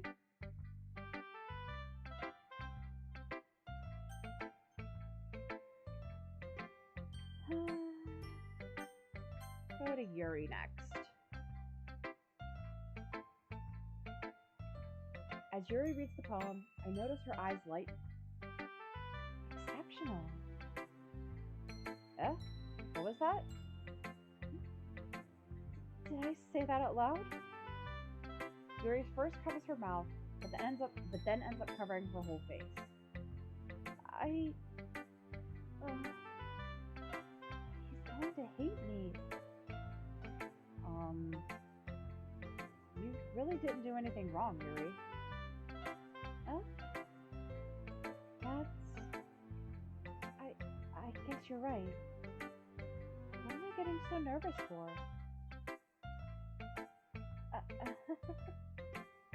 Yuri takes a breath. So, what kind of writing experience do you have? Your use of imagery and metaphors indicates you've written a lot of poetry before. Really? Wow, that's a huge compliment coming from you. This is actually my first time, really. Huh? Yuri stares at me blankly, then looks at my poem again.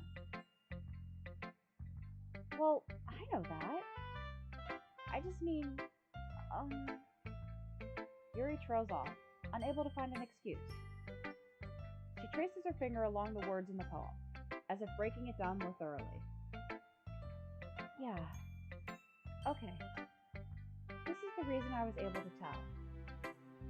It's just that there are specific writing habits that are usually typical of new writers. And having been through that myself, I kind of learned to pick up on them. I think the most noticeable thing I recognize in new writers is that they try to make their style very deliberate. In other words, they tend to pick a writing style separate from the topic matter, and they fit the two together. The end result is that both the style and the expressiveness are weakened. Once Yuri finds her train of thought, it's as if her demeanor totally changes. Her stammering is completely gone, and she sounds like an expert. Of course, that's not something you can be blamed for. There are so many different skills and techniques that go into writing, even a simple poem. Not just finding them and building them, but getting them to work together is probably the most challenging part. It might take you some time, but it all comes with practice, and learning by example, and trying new things. I also hope that everyone else in the club gives you valuable feedback. Natsuki can be a little biased, though. Biased? How so? Well, never mind. I shouldn't talk about people like that. Sorry. It's fine. I'm not sure if Yuri's apologizing to herself, to me, or to Natsuki. Do you mind if I read your poem now? Please do. I'd love to share my thought process behind it. Yuri smiles dreamily, as if that's a rare opportunity for her. Which itself is kind of funny. After all, isn't this supposed to be a literature club? Ghost under the light. The tendrils of my hair illuminate beneath the amber glow, bathing. It must be this one. The last remaining streetlight to have withstood the test of time. The last yet to be replaced by the sickening blue-green hue of the future. I bathe, calm, breathing air of present but living in the past. The light flickers. I flicker back. I'm sorry I have such terrible handwriting. What? I wasn't thinking that at all. But it took you a long time to read. Well, I just don't read script very often. I actually think your handwriting is pretty. Oh? That's a relief. Also, I liked the poem. Even though it's short, it was really descriptive. It wasn't too short? I usually write longer poems. Not at all. I'm really glad you like it. I'll be honest. Since it's our first time sharing, I wanted to write something a little more mild. Something easy to digest, I suppose. Are you into ghosts, Yuri? Actually, the story isn't about a ghost at all, Luke. Really? I must have totally missed the point. Well, I suppose you did only glance over it, after all. But remember that poets often express their own thoughts, feelings, and experiences in their work. Sorry, my chair is uncomfortable. They usually do more than tell a simple story or paint a picture. In this case, perhaps the subject of the poem is only being symbolically compared to a ghost, lingering in her last remaining place of comfort, unable to let go of the past, and soon to be left with nothing. That's a lot more solemn, putting it that way. I hadn't even thought of that. That's impressive. It's nothing, really. Yours is impressive too, so... Nah. If anything, I could probably learn a thing or two from you. You think so? Yeah, of course. You know, I was really nervous about doing all this. But in the end, I enjoyed it. I'm going to keep doing my best for you, Luke. Me too. And now that just leaves us with Natsuki. Since, girl number 4 disappeared.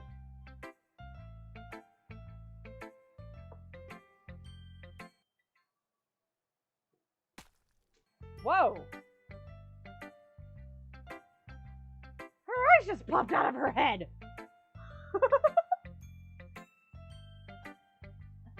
Luke, if you're not going to take this club seriously, then go home. What? Harsh. What? You expect me to believe that you actually put effort into this? Do you think I'm stupid? I'm not a writer. Maybe it's not very good, but yeah, I did put in effort. We all start somewhere, right? If you're still proud of the first poem you ever wrote, then I'd like to read it. Gee. Painful to think about? Fine. Well, sorry. You'll get better anyway. I tell you what to improve, but you're better off just trying again. Fair enough. Well, to each their own, I guess. Anyway, I guess I gotta share mine now. Knowing you, you'll probably think it's stupid. Eagles can fly. Monkeys can climb. Crickets can leap. Horses can race. Owls can seek. Cheetahs can run. Eagles can fly. People can try, but that's about it. Yeah. I told you that you weren't gonna like it. I like it. What? Just be honest. I am. Why are you so convinced that I wouldn't like it? Well, because everyone in high school thinks that writing has to be all sophisticated and stuff. So people don't even take my writing seriously. But isn't the point of poems for people to express themselves? Your writing style wouldn't make your message any less valid. Yes, exactly. I like when it's easy to read, but it hits you hard. Like in this poem. Seeing everyone around you do great things can be really disheartening. So I decided to write about it. Yeah, I understand. But the other nice thing about simple writing is that it puts more weight on the wordplay. Like, I set up for a rhyme at the end, but then made it fall flat on purpose. It helps bring out the feeling of the last line. So you did. I guess more went into it than I realized. That's what it means to be a pro. I'm glad you learned something. Didn't expect that from the youngest one here, did you? Yeah, guess not. I decided to humor her with that last comment. I don't really care about how old everyone is, but if Natsuki's feeling proud, then I won't take that away from her.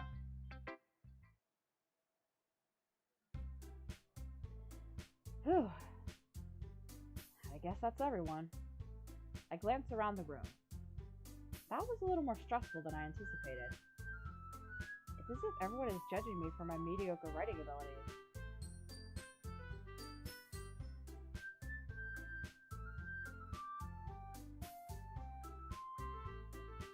Sorry, I thought the music did something weird. Even if they're just being nice, there's no way my poems can stand up to theirs. This is a literature club after all. I sigh. I guess that's what I ended up getting myself into. Across the room, Monika is writing something in her notebook. My eyes land on Yuri and Natsuki. They gingerly exchange sheets of paper, sharing their respective poems. As they read in tandem, I watch each of their expressions change. Natsuki's eyes furrow in frustration. Meanwhile, Yuri smiles sadly. What's with this language? Huh? Did you say something? Oh, it's nothing. Natsuki dismissively returns the poem to the desk with one hand. I guess you could say it's fancy. Thanks. Yours is cute. Cute? Did you completely miss the symbolism or something? It's clearly about the feeling of giving up. How can that be cute? I know that. I just meant the language, I guess. I was trying to say something nice. Eh? You mean you have to try that hard to come up with something nice to say? Thanks, but it really didn't come out nice at all. Well, I do have a couple suggestions. Huh. If I was looking for suggestions, I would have asked someone who actually liked it. Which people did, by the way. Monika liked it, and Luke did too. So based on that, I'll gladly give you some suggestions of my own. First of all, excuse me. I appreciate the offer, but I've spent a long time establishing my writing style. I don't expect it to change anytime soon, unless of course I come across something particularly inspiring, which I haven't yet. And Luke liked my poem too, you know. He even told me he was impressed by it. Natsuki suddenly stands up. Oh? I didn't realize you were so invested in trying to improve our new member, Yuri. That's not what I... You just... Yuri stands up as well. Maybe you're just jealous that Luke appreciates my advice more than he appreciates yours. Huh? And how do you know he didn't appreciate my advice more? Are you that full of yourself? No. If I was full of myself, I wouldn't deliberately go out of my way to make everything I do overly cutesy. Well, you know what? I was the one whose boobs magically grew a size bigger as soon as Luke started showing up. Natsuki? Natsuki? That's a little... This doesn't involve you. Whoa. Taking out your own insecurities on others like that? You really act as young as you look, Natsuki. Me? Look who's talking, you wannabe edgy bitch! Edgy? Sorry that my lifestyle is too much for someone of your mental age to comprehend. See? Just saying that proves my point. Most people learn to get over themselves after they graduate middle school, you know. If you want to prove anything, then stop harassing others with your sickening attitude. You think that you can counterbalance your toxic personality just by dressing and acting cute? The only cute thing about you is how hard you try. Whoa, be careful, you might cut yourself on that edge, Yuri. Oh, my bad. You already do, don't you? Did you just accuse me of cutting myself? What the fuck is in your head? What the fuck is wrong with your head? Ooh, some language coming in here. Yeah, go on. Let Luke hear everything you really think. I'm sure he'd be head over heels for you after this. Uh, Suddenly, Yuri turns towards me, as if she just noticed I was standing there. Luke, she's, she's just trying to make me look bad. That's not true. She started it. This is so screwed up. Ah! Okay, so we need to agree with somebody. I think. From what I caught very quickly, I think that said I have to agree with somebody. I guess we'll side with Yuri.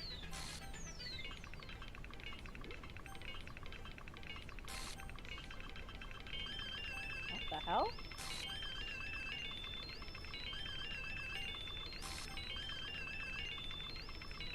Okay, this is kind of freaky. I honestly don't remember this part.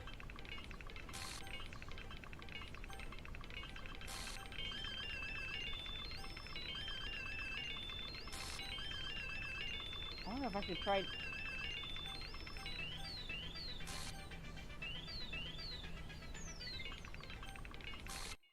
Wah!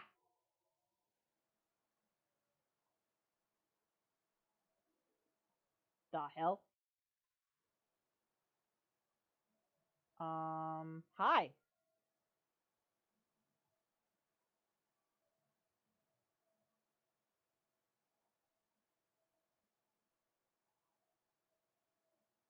I can't do anything.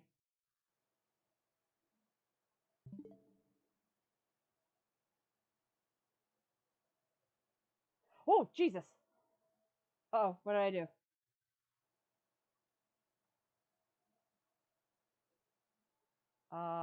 Monica, you're kind of blocking the screen.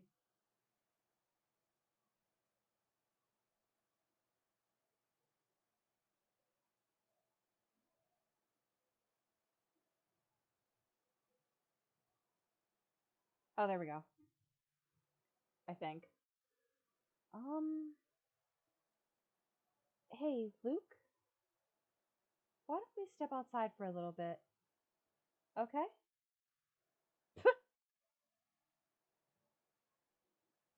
I don't remember that. I mean, it's been a while since. Wow. Okay. That was creepy. Sorry about that. They really shouldn't have tried to get you involved. It's probably better for us to stay out of this. We'll go back inside once they're done yelling. Some president I am, right? I can't even confront my own la la la. Let me try that again. I can't even confront my own club members properly. I just wish I was able to be a little more assertive sometimes. But I never have it in me to put my foot down against others. You understand, right? Anyway, if this makes you want to spend less time with the others, then that's fine. I'd be happy to spend time with you instead. Suddenly, Natsuki runs out of the classroom. Oh, she's crying. She quickly runs away. Oh dear. Well, it looks like they're done.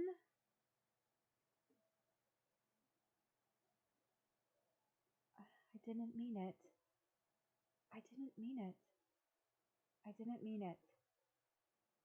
Yuri is rocking back and forth in her desk with her palms in her forehead. With her palms on her forehead. Yuri? I didn't mean it. I believe you. I have no idea what Yuri might have said to Natsuki.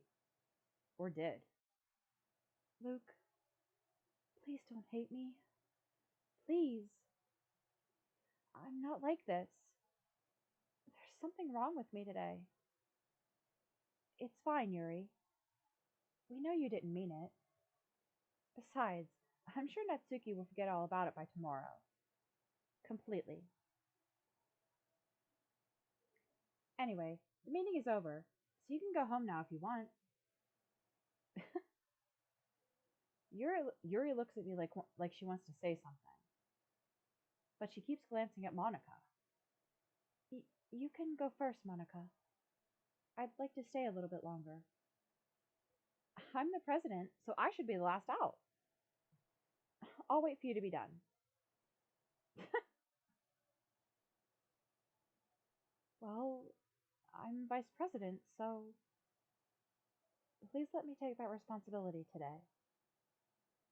It kind of sounds like you don't want me around for something, Yuri. It's not that. It's not that. I I didn't get much of a chance to discuss my book with Luke. It would just be embarrassing with you listening. I guess I really don't have a choice, do I? I'm sorry for causing trouble. But... Whoa.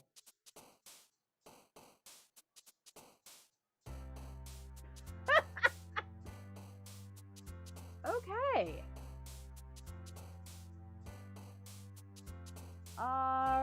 Well, let's do, I don't know, well, I guess one more poem and scene? I don't know.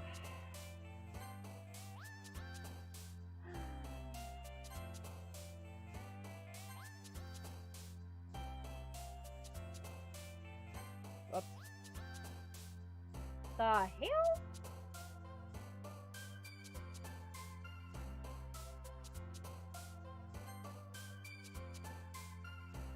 I should have picked the gibberish.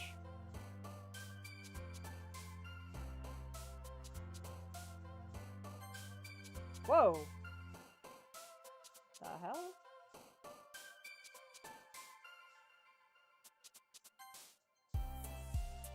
Her face was all screwed up for a second.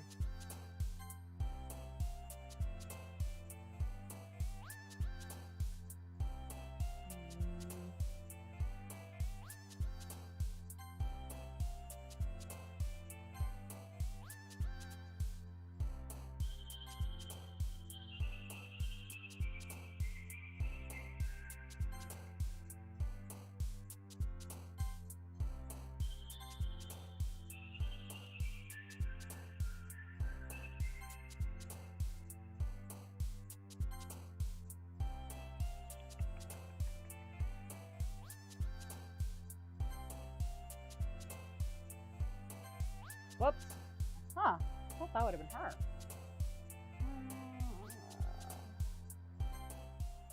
There we go. Okay, yeah, I don't think I will be finishing this tonight. Another day passes, and it's time for the club meeting already. I've gotten a little more comfortable here over the past couple days. Entering the club room, the usual scene greets me. Welcome back, Luke. Hi, Yuri. I'm not sure if it's me or if it's Yuri's expression, but the weight of yesterday's quarrel still hangs in the air a little. Yuri glances over her shoulder, looking around the room. Natsuki is reading manga at a desk. And surprisingly, Monica isn't here yet. Suddenly, Yuri takes my arm and pulls me into a corner of the room. About yesterday, I really need to apologize. Nothing like that has ever happened before. And something just came over me, I guess. I wasn't acting mentally sound. Please don't think we're usually like this. Not just me, but Natsuki as well. Yuri. I'm happy that you were considerate and apologized. You don't have to worry too much. Even though I've only been here a couple days, I could tell something was off yesterday.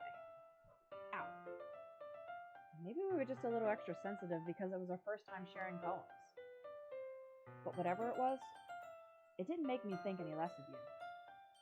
I had already decided that there's no way that you can be a bad person. And now that you're apologizing, I know you really didn't mean it.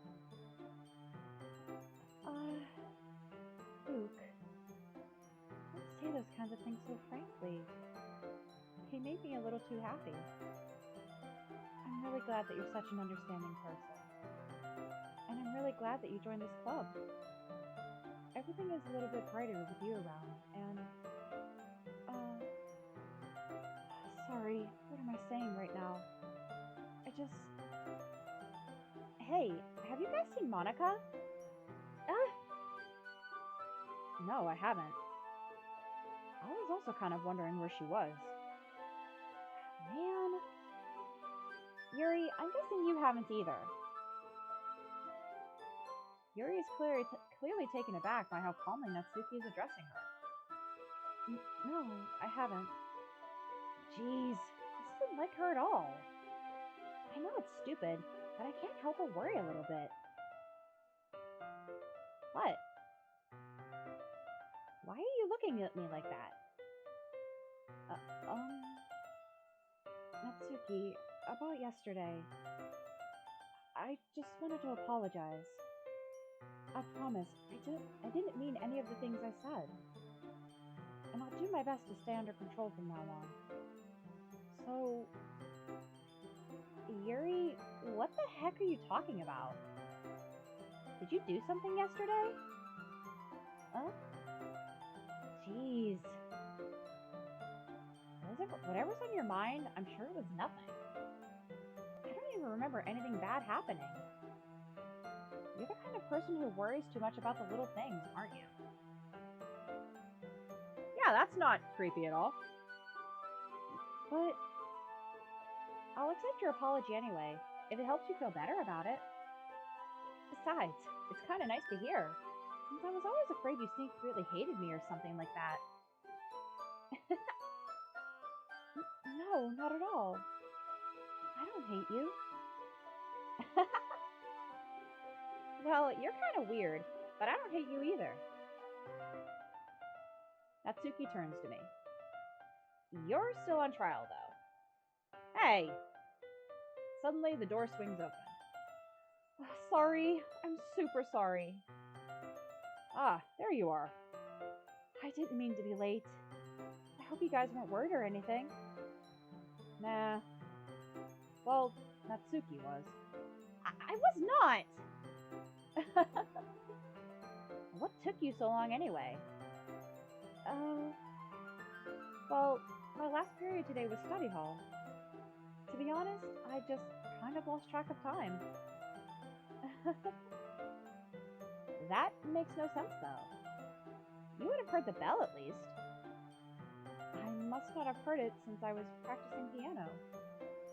Piano? I wasn't aware you played music as well, Monica. Don't give me more credit than I deserve. I guess I've been practicing for a while, but I'm still not very good yet. Still, that must require a lot of dedication. So I'm still impressed.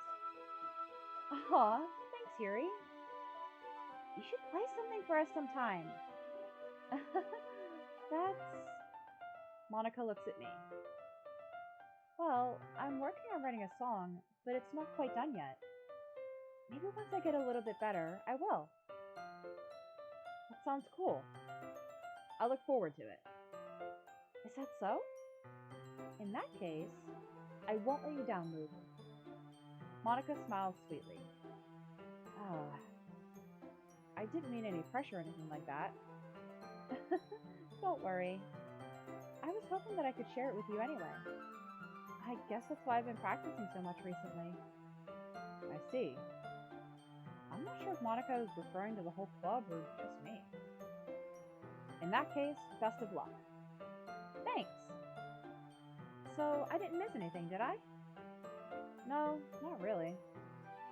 I choose not to bring up anything that the three of us talked about. Besides, Natsuki has already run off to the closet, which they're standing right in front of. Luke, since your compliments put me in a good mood, I was wondering if you would like to spend some time together today. I mean, in the club. Yeah, definitely. I planned on it anyway. Okay. Can we start now? Let's find a place to sit. I'm being a little too forceful, aren't I? I'm sorry. My heart just won't stop pounding for some reason. Don't worry about it. If anything, it's nice to see you have so much energy. Yeah, but I need to try to calm down. I won't be able to focus on reading like this. Take your time. Yuri takes a deep breath, then pulls a copy of the book out of her bag. Actually, I have a request. Do you mind if I make some tea first? Not at all. Thanks very much. If there's one thing that can make my reading time here any better, it's a nice cup of tea. Not to mention for yourself as well. Yuri stands up and makes her way to the closet. I follow and watch as she retrieves a small water pitcher from the shelf, the kind with a filter inside. Can you hold this for a second? Sure. Yuri hands me the water pitcher and also fetches an electric kettle. I'm going to plug this in at the teacher's desk, and then I'll go get some water. Ow!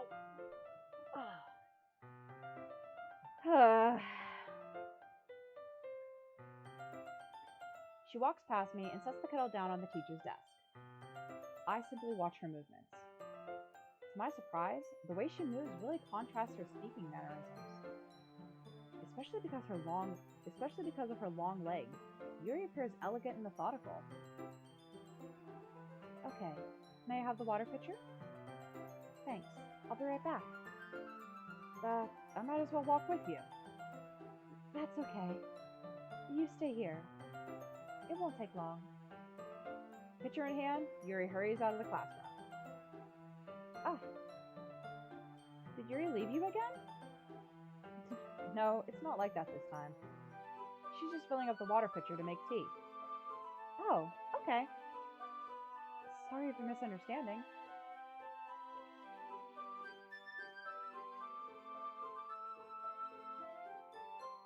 "10 minutes pass. Damn! Yuri said it wouldn't take long. Is something holding her up? I'm bored just waiting here, so I decide to go look for her. Let's see. The most logical place for Yuri to be would be the nearest water fountain. I start heading down the hallway.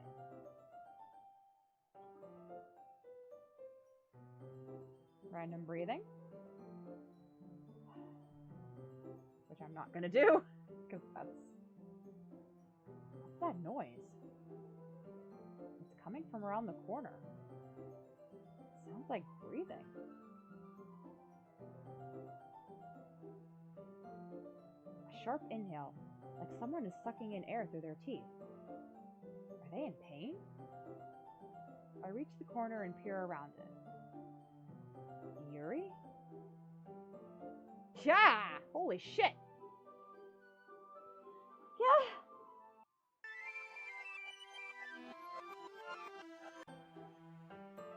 The frick just happened?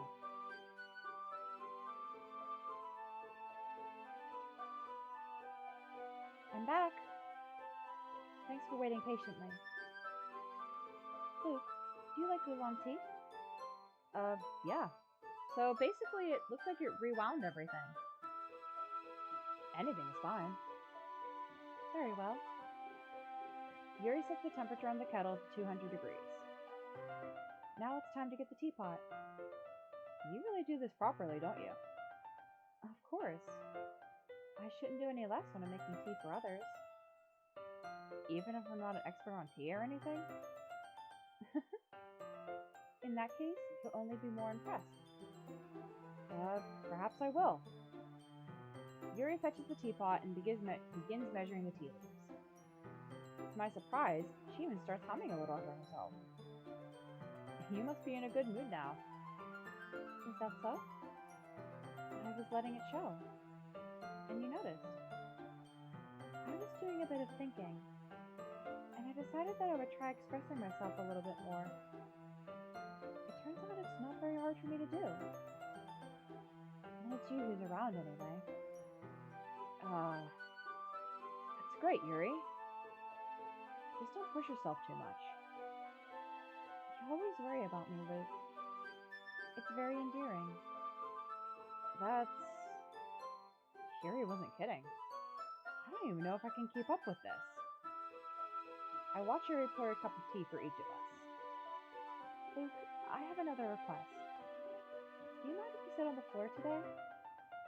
Huh? Why's that? It's a little bit easier on my back.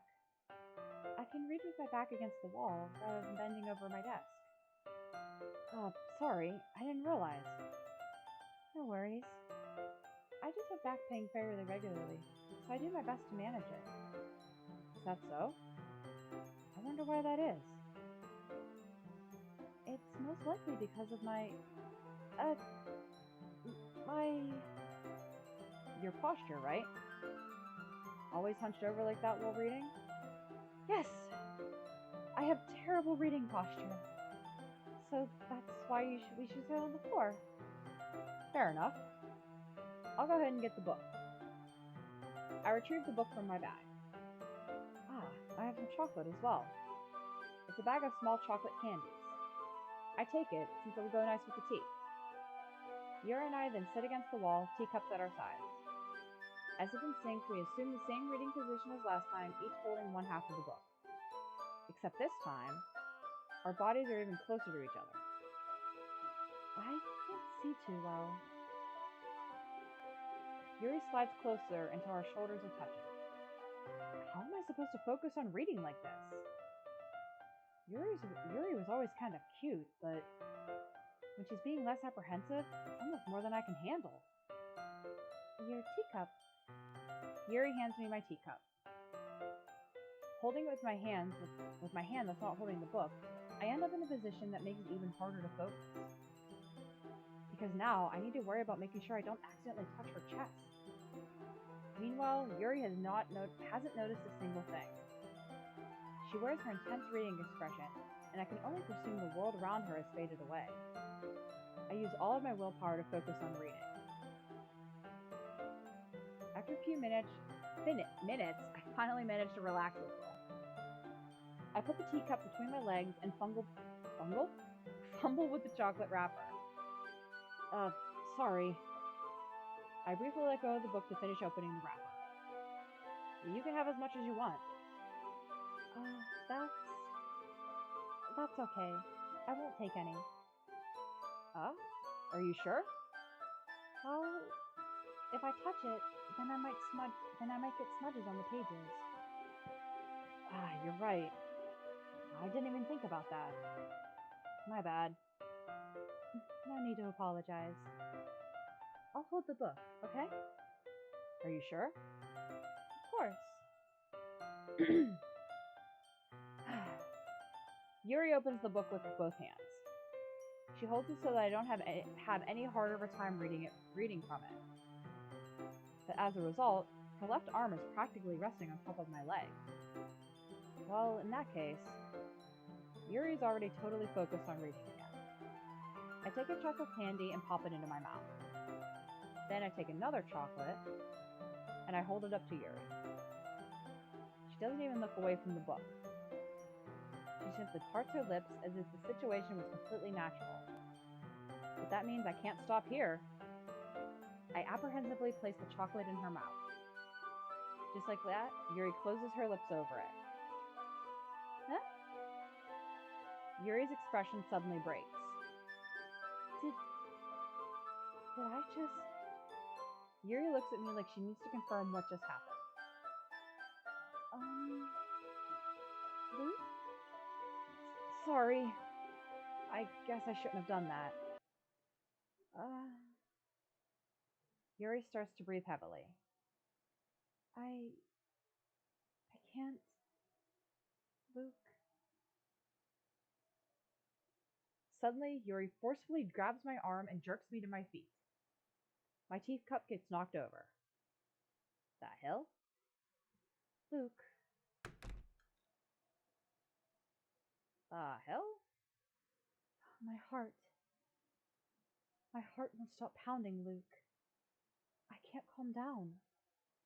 I can't focus on anything anymore. Can you feel it, Luke? Yuri suddenly presses my hand against her chest. What the hell?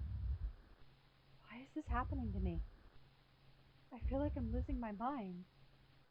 I can't make it stop. It even makes me want to not read. I just want to look at you. Yeah! Jesus Christ. These are like real eyeballs.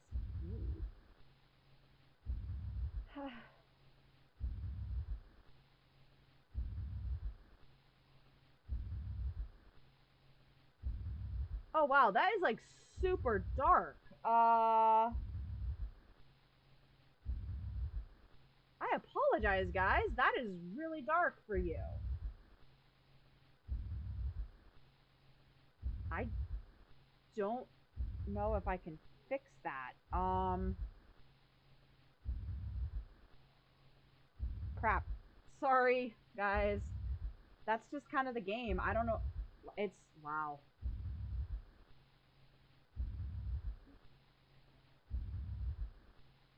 So if you can't really see it that well, it's a close up of Yuri's face, and she's got like real eyeballs that are just kind of moving around.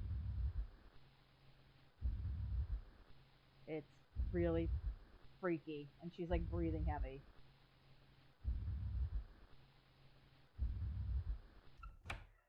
Sha! Jesus Christ. uh, um, it's time to share poems.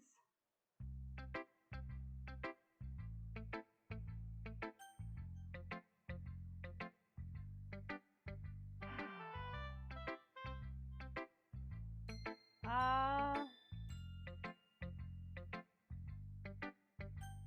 let's start with Yuri and get more freakiness. I've been waiting for this. Let's see what you've written for today. Yuri starts the poem with a surprised expression on her face. Do you like it? Ooh. This one might be even better than yesterday's. How did you even pick up on this so quickly? Just yesterday, I was telling you the kind of technique worth practicing. Maybe that's why. You did a good job explaining. I really wanted to give it more imagery. Yuri visibly swallows. Even her hands appear sweaty. That makes me so happy. It's so amazing to feel like I'm valued, Luke. Everything that you write is a treasure to me. My heart pounds just holding it. I want to write a poem about this feeling. Is that bad, Luke? I'm not being weird, right? I'm having a harder time than usual at concealing my emotions. I'm kind of embarrassed. Right now, I just want you to read my poem too. Okay? Oh, that's a lot of reading. Wheel. A rotating wheel, turning an axle, grinding, bolted, linear gearbox, falling sky. 7 holy stakes, a docked ship, a portal to another world, a thin rope tied to a thick rope, a torn harness, parabolic gearbox, expanding universe, time time controlled by skipping cogwheels, existence of God, swimming with open water in all directions, drowning, a prayer written in blood, a prayer written in time-devouring snakes with human eyes, a thread connecting all living humans, a kaleidoscope of holy stakes, exponential gearbox, a sky of exploding stars, God disapproving the existence of God, a wheel rotating in 6 dimensions, 40 gears and a ticking clock, a clock that ticks 1 second for every rotation of the planet. A clock that ticks 40 times every time it ticks every second. A bolthead of holy stakes tied to the existence of a docked ship to another world. A kaleidoscope of blood written in clocks. A time-devouring prayer connecting a sky of 40 gears and open human eyes in all directions. What the fuck? Breathing gearbox, breathing bolthead, breathing ship, breathing portal, breathing snakes, breathing God, breathing blood, breathing holy stakes, breathing human eyes, breathing time, breathing prayer, breathing sky, breathing wheel. What the hell did I just read?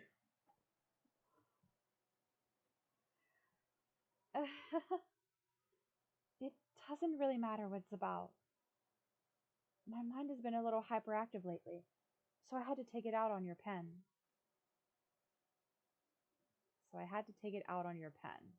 Okay.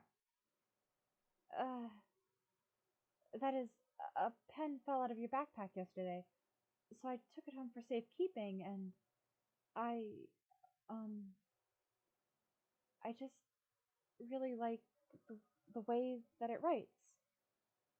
So I wrote this poem with it, and now you're touching it. I'm okay. What did I just... Can we pretend this conversation never happened? You can keep the poem, though. I think she's losing it.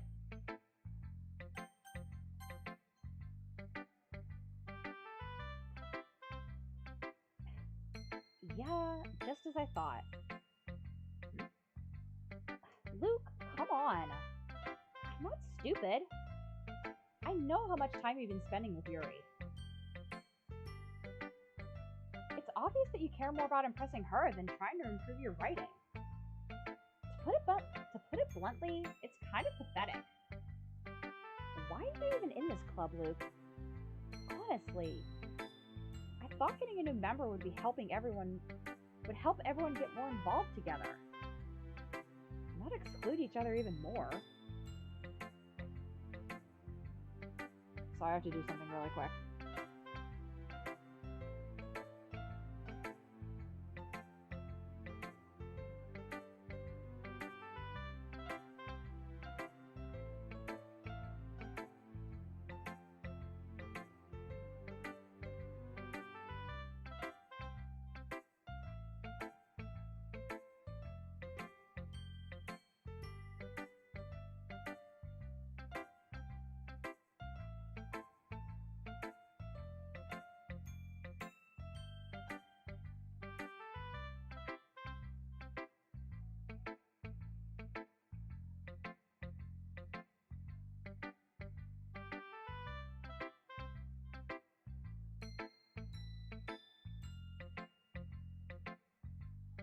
Sorry, this is something I meant to do before.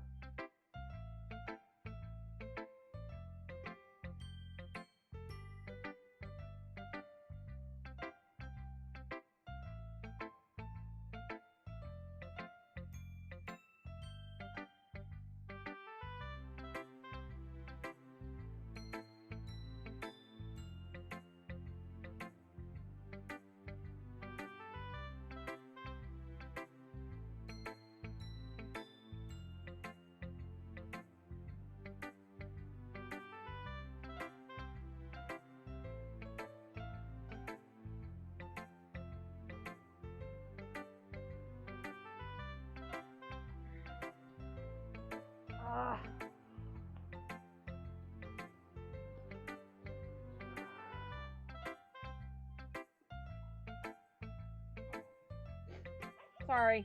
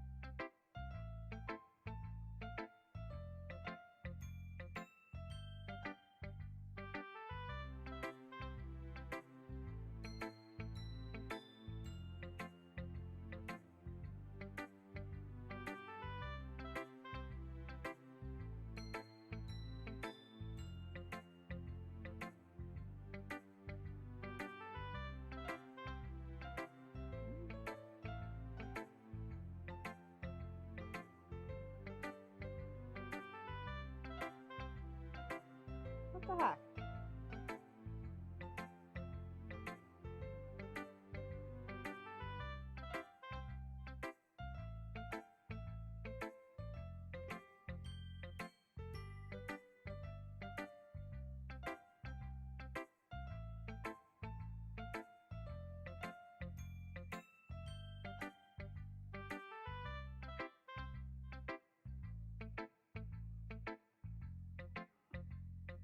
This is such a stupid activity anyway. Look, I'm not in a good mood today, and I just really don't feel like talking right now. Please go away.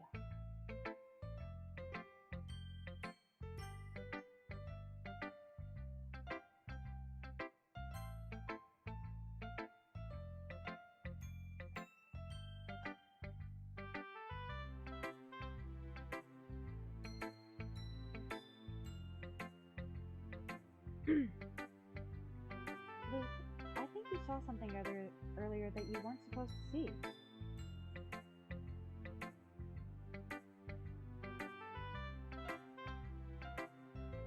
I didn't want to tell you this, but I don't think I have a choice. It's getting kind of dangerous for you to spend so much time with Yuri. I don't know why, but she seems pretty easily excitable when she's around me.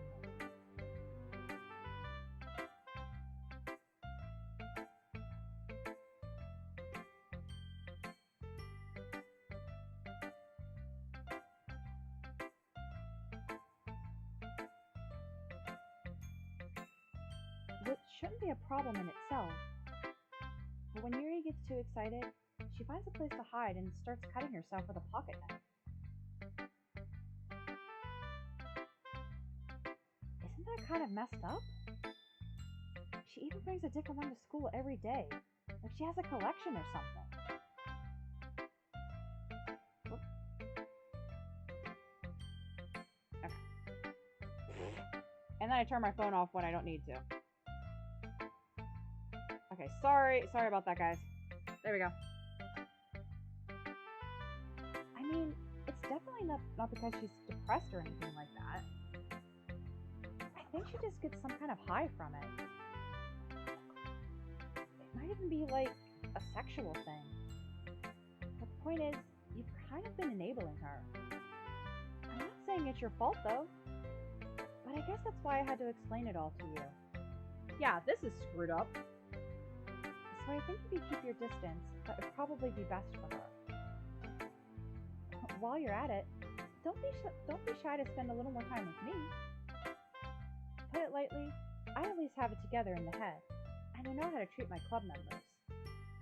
But anyway, you want to read my poem now? I like the way this one turned out, so I hope you do too. Save me. The colors, they won't... Bright, beautiful. What the? Flash up, expending, piercing, red, green, blue. And in this cacophony of meaningless noise, the noise that won't stop. Vile. I'm attempting to read this as it's written. This is very hard. Holy crap.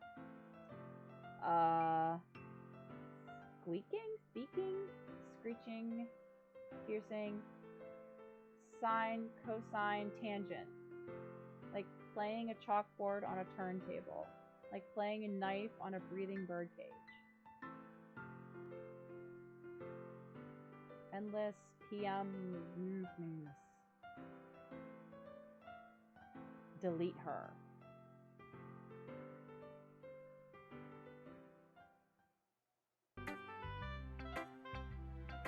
That was weird.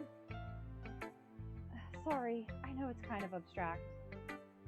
I'm just trying to... Well, never mind. There's no point in explaining. Anyway, here's Monica's writing tip of the day. Sometimes you'll find yourself facing a difficult decision. When that happens, don't forget to save your game. You never know when, who am I talking to? Can you hear me? Tell me you can hear me. Anything. Please help me. Do I have to? Can I not? I don't wanna. That's my advice for today. Thanks for listening.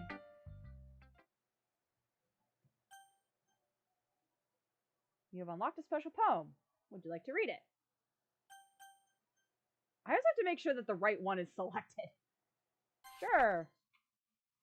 Oh, this one I can actually read. Things I like about Papa. Ow. I like when Papa comes home early. I like when Papa cooks dinner. I like when Papa gives me allowance. I like when Papa spends time with me. I like when Papa asks me about my friends. I like when Papa asks me about anything. I like when Papa gives me lunch money. I like when Papa comes home before sundown. I like when Papa cooks. I like when Papa gives me privacy.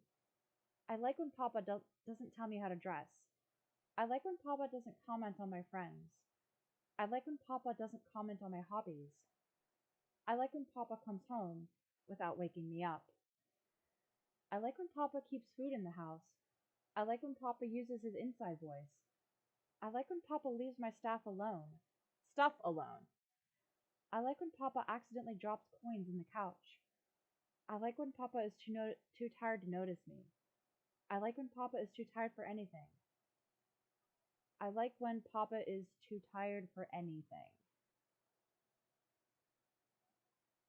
That's not at all creepy.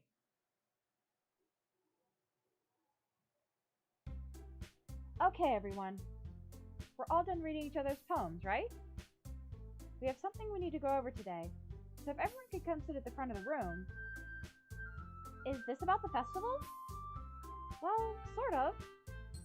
Do we really have to do something for the festival? It's not like we could put together anything good in just a few days.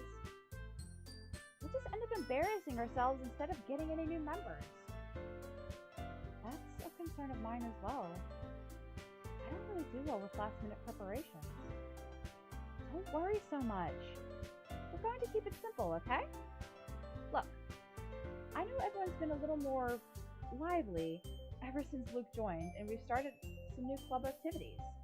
But this isn't the time for us to become complacent.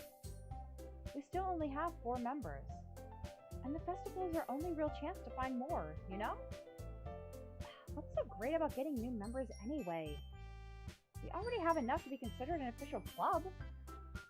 More members would just mean everything gets noisier and more difficult to manage. Natsuki, I don't think you're looking at it the right way. Don't you want to share your passion with as many people as you can? To inspire them to find the same feelings that brought you here in the first place? The literature club should be a place where people can express themselves like they can't do anywhere else. It should be a place so intimate that you never want to leave. I know you feel that way too. I know we all do. So that's why we should work hard and put something together for the festival, even if it's something small. Right, Luke? Oh, come on! You can't take advantage of Luke to agree with you just because he doesn't know how to say no to anything. Look, Monica, do you really think any of us here joined the club with other people in mind? Yuri never even talked until Luke joined. As for me, I just like it better here than I do at home. And Luke isn't even passionate about literature in the first place. And that's everyone. Sorry, but you're really the only one who's so interested in finding new members. The rest of us are fine like this. I know you're president and all, but you should really consider our opinions for once. Harsh. Monica is clearly taken aback by Natsuki's words.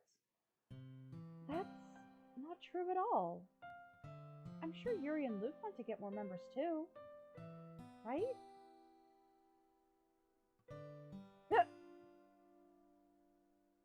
I don't know about Yuri, but I'm kind of indifferent. If I showed as much enthusiasm as Monica wanted, then I would probably be lying. Still, if it's up to me to rescue this situation... No. And Natsuki's right, isn't she? This club... It's not it that. It's nothing more than a place for a few people to hang out. Why did I think that everyone here saw it the same way that I did? But that doesn't mean that we're against getting new members or anything. Luke, why did you even join this club? What were you hoping to get out of it? Well, that's not really something I can be honest about, is it? In fact, if I remember, you weren't even given a choice not to join. Monica sits down and stares at her desk. What's the point of all this anyway? What if starting this club was a mistake?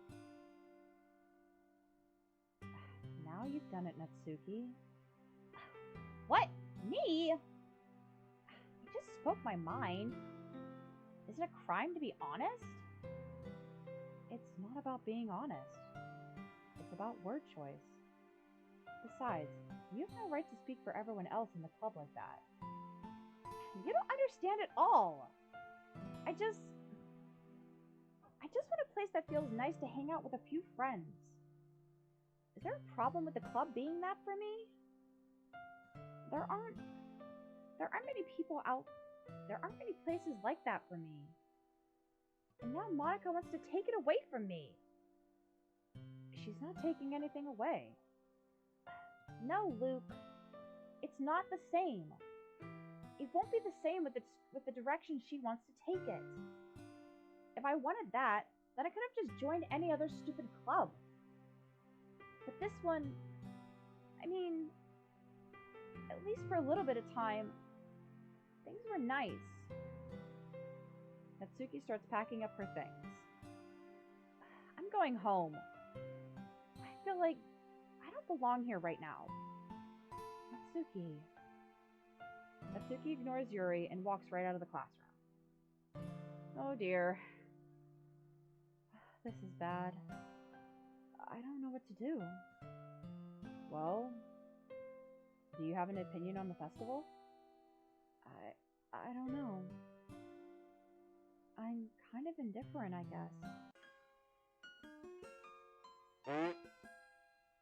Who cares about that obnoxious brat? I mean, I like how nice and quiet the club is right now. And I'm just happy with you here. But still, I'm the vice president.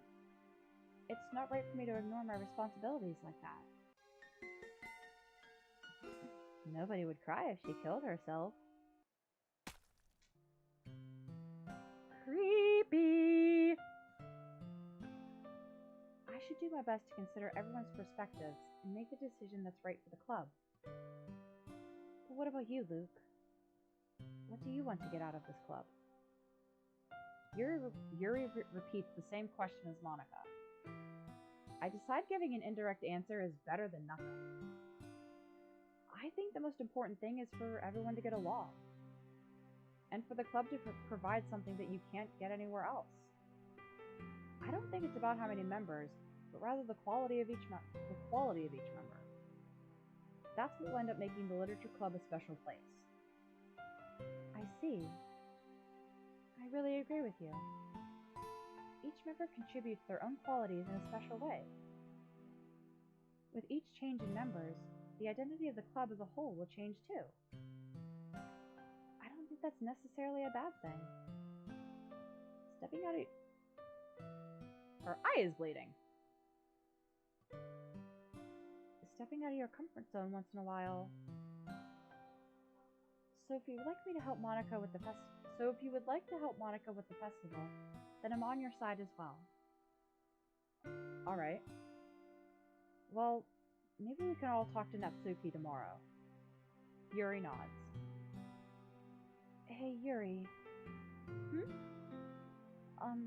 I know things were a little awkward yesterday, but I feel like you deserve to know that I still think you're a wonderful vice president. And also, a wonderful friend. Monica. I want to do everything I can to make this the best club ever. Okay? Me too. Yeah. Let's all go home for today. We'll talk about the festival tomorrow. Okay. I look forward to it. Shall we go, Luke? Please don't take this the wrong way, but I'm going to chat a little bit with Luke before we leave. Just to see what he thinks of his time here and all that. It's important to me, as president. Yuri looks a little troubled, but she doesn't protest. Okay. I trust your judgment, Monica. In that case, I'll see the two of you tomorrow. See you tomorrow! Monica waves as Yuri exits the classroom. Whew. Things have been a little hectic lately, haven't they? Luke, I just wanted to make sure you're enjoying your time at this club. I would really hate to see you unhappy. Oh, background's going funky again. I feel kind of like I'm responsible for that as president. And I really do care about you, you know? I don't like seeing the other girls give you a hard time. With how mean Natsuki is and everything. And Yuri being a little bit, you know. Sometimes it feels like you and I are the only real people here. You know what I mean? But it's weird, because in all the time you've been here, you've hardly gotten to spend any time together. I mean, I guess it's technically only been a couple days. Sorry, I didn't mean to say something weird. Ow, ow, ow. There are just some things I've been hoping to talk about with you. Things I know only you could understand. So that's why... Wait, not yet. Nope, stop it! What the hell? Okay, we're gonna do one more... Get through one more poem and then call it. Tears. Unrestrained. Scars. Frightening.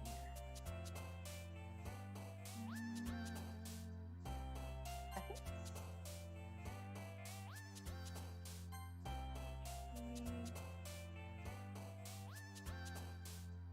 Wrath. What the hell? What just popped up in the corner? And the numbers. Wow. Okay. Dark. Contamination. Unstable. Agonizing.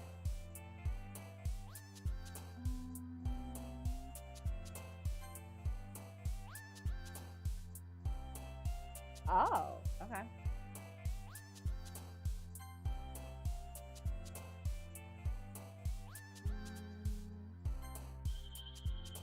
Graveyard.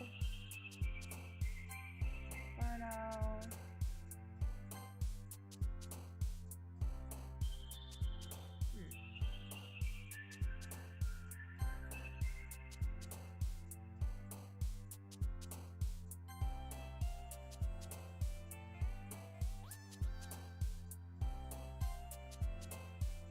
How many more? There we go.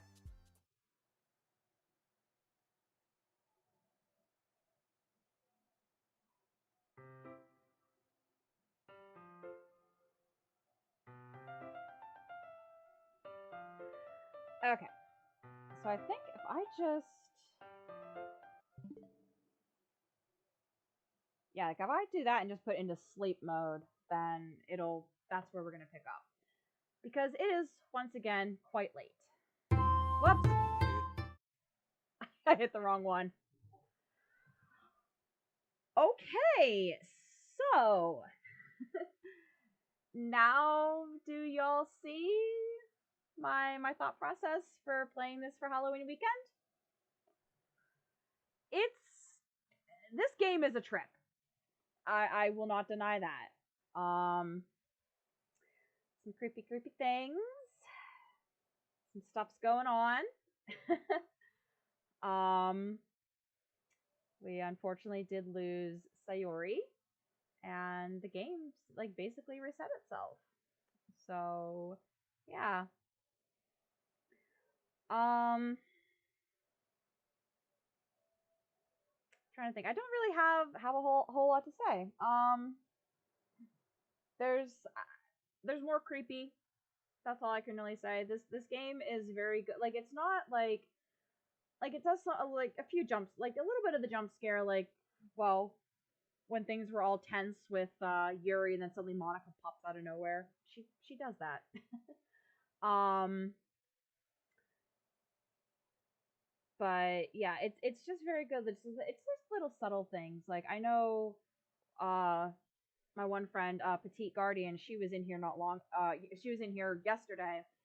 I know the big thing that got to her was like the changes in the music and like the I guess like the background noises really got to her. When I played this, that didn't really phase me much. The visual stuff is what more catches my attention. There's things I really don't remember, but I'm wondering partially if that's because I'm focusing on Yuri. That might be why. Um, when I played this, I initially focused on Sayori, and then I think I switched to Natsuki. So I'm just in that sense, yes, I'm going to see different stuff. So it's hard for me to know what is actually new in this because um because one, I don't remember much from when I played it because it was last year. I think it was during like I want to say it was during the height of COVID last year when like a lot of places were shut down and I was on leave for it ended up being a few months because I just wasn't comfortable. But yeah, I'm pretty sure that's when I played this. So it would have been like early in the year last year when I played this before. So there's a lot that I've probably forgotten. Um so I can't really say I've noticed much difference. It's hard to say because again, I don't know if some of the stuff that I've seen that like I've said I don't remember. I don't know if that's just because I'm taking a different path or because it's actually something new. So either way, I am enjoying playing it again. Hopefully, hopefully now that you guys kind of get an idea, you see what I meant by what I say. This game is not what it seems. Um, so yeah. Uh, so I'll probably continue with this because it shouldn't take me too much longer to finish it. I don't think. Honestly, I don't know because the thing I looked up said that the main story took about 4.5 hours. I'm not 100% sure what they mean by the main story at this point. I don't know if that might honestly be up until uh the end with Sayori, which if so, then yeah, that's about accurate. Blah, blah. When you add in yesterday and then when I got to that today, um, that might be what they consider the main story. But they said the main story takes 4.5 hours. So yeah, that's about on par. Now it said now for the main story and extras, it said like I want to say 7.5, 8.5 hours.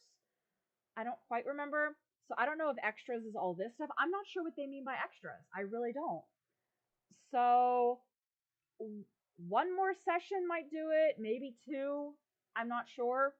Um, so the next couple streams, I will just finish this up since seems silly to not. I had hoped to finish it over the Halloween weekend. I wasn't expecting it to take quite this long, so I guess I should have started it on Friday like I had thought of. I might be back tomorrow night. I'm not 100% sure. I think I mentioned before that tomorrow is my dad's birthday. So I'm going to be spending most of the day kind of just hanging out with him. I want to try and take him to dinner and then just kind of see where the evening goes. I could probably stream, unless unless it's early enough, my friends might want to do a game. I'm not sure. So either tomorrow or Tuesday, I will be back. Let me double. What the hell was that? Let me double check what I work Thursday. I don't remember if I close or not. What is Wednesday? Or Tuesday? Ugh. Okay, so yeah. So if I'm back on Tuesday, it will be a later stream. Because I do close. Lucky me. um, so like I said, it'll either be tomorrow around the it'll either be tomorrow around my regular time, 8 o'clock, or it'll be Tuesday, a little later between like 8:30, 9 o'clock, depending on when I can get home from work. So thank you all for joining me. Hopefully this this game is a little more entertaining now. It's got your attentions. Uh since I'm not, as I always say, since I'm not sure 100% when I'm going to go live, give me a follow here on Twitch so you get that notification. If you want to watch any of my past streams, you can head on over to my YouTube on under LND Games. It has all that has all of my not all of, but but a good chunk of my current playthroughs. And if you are enjoying what I'm doing, I would love it if you subscribe to me. That'll just help build the channel, help support me, keep me going. Um, and yeah. So once again, thank you all, and I will see you later. Good night.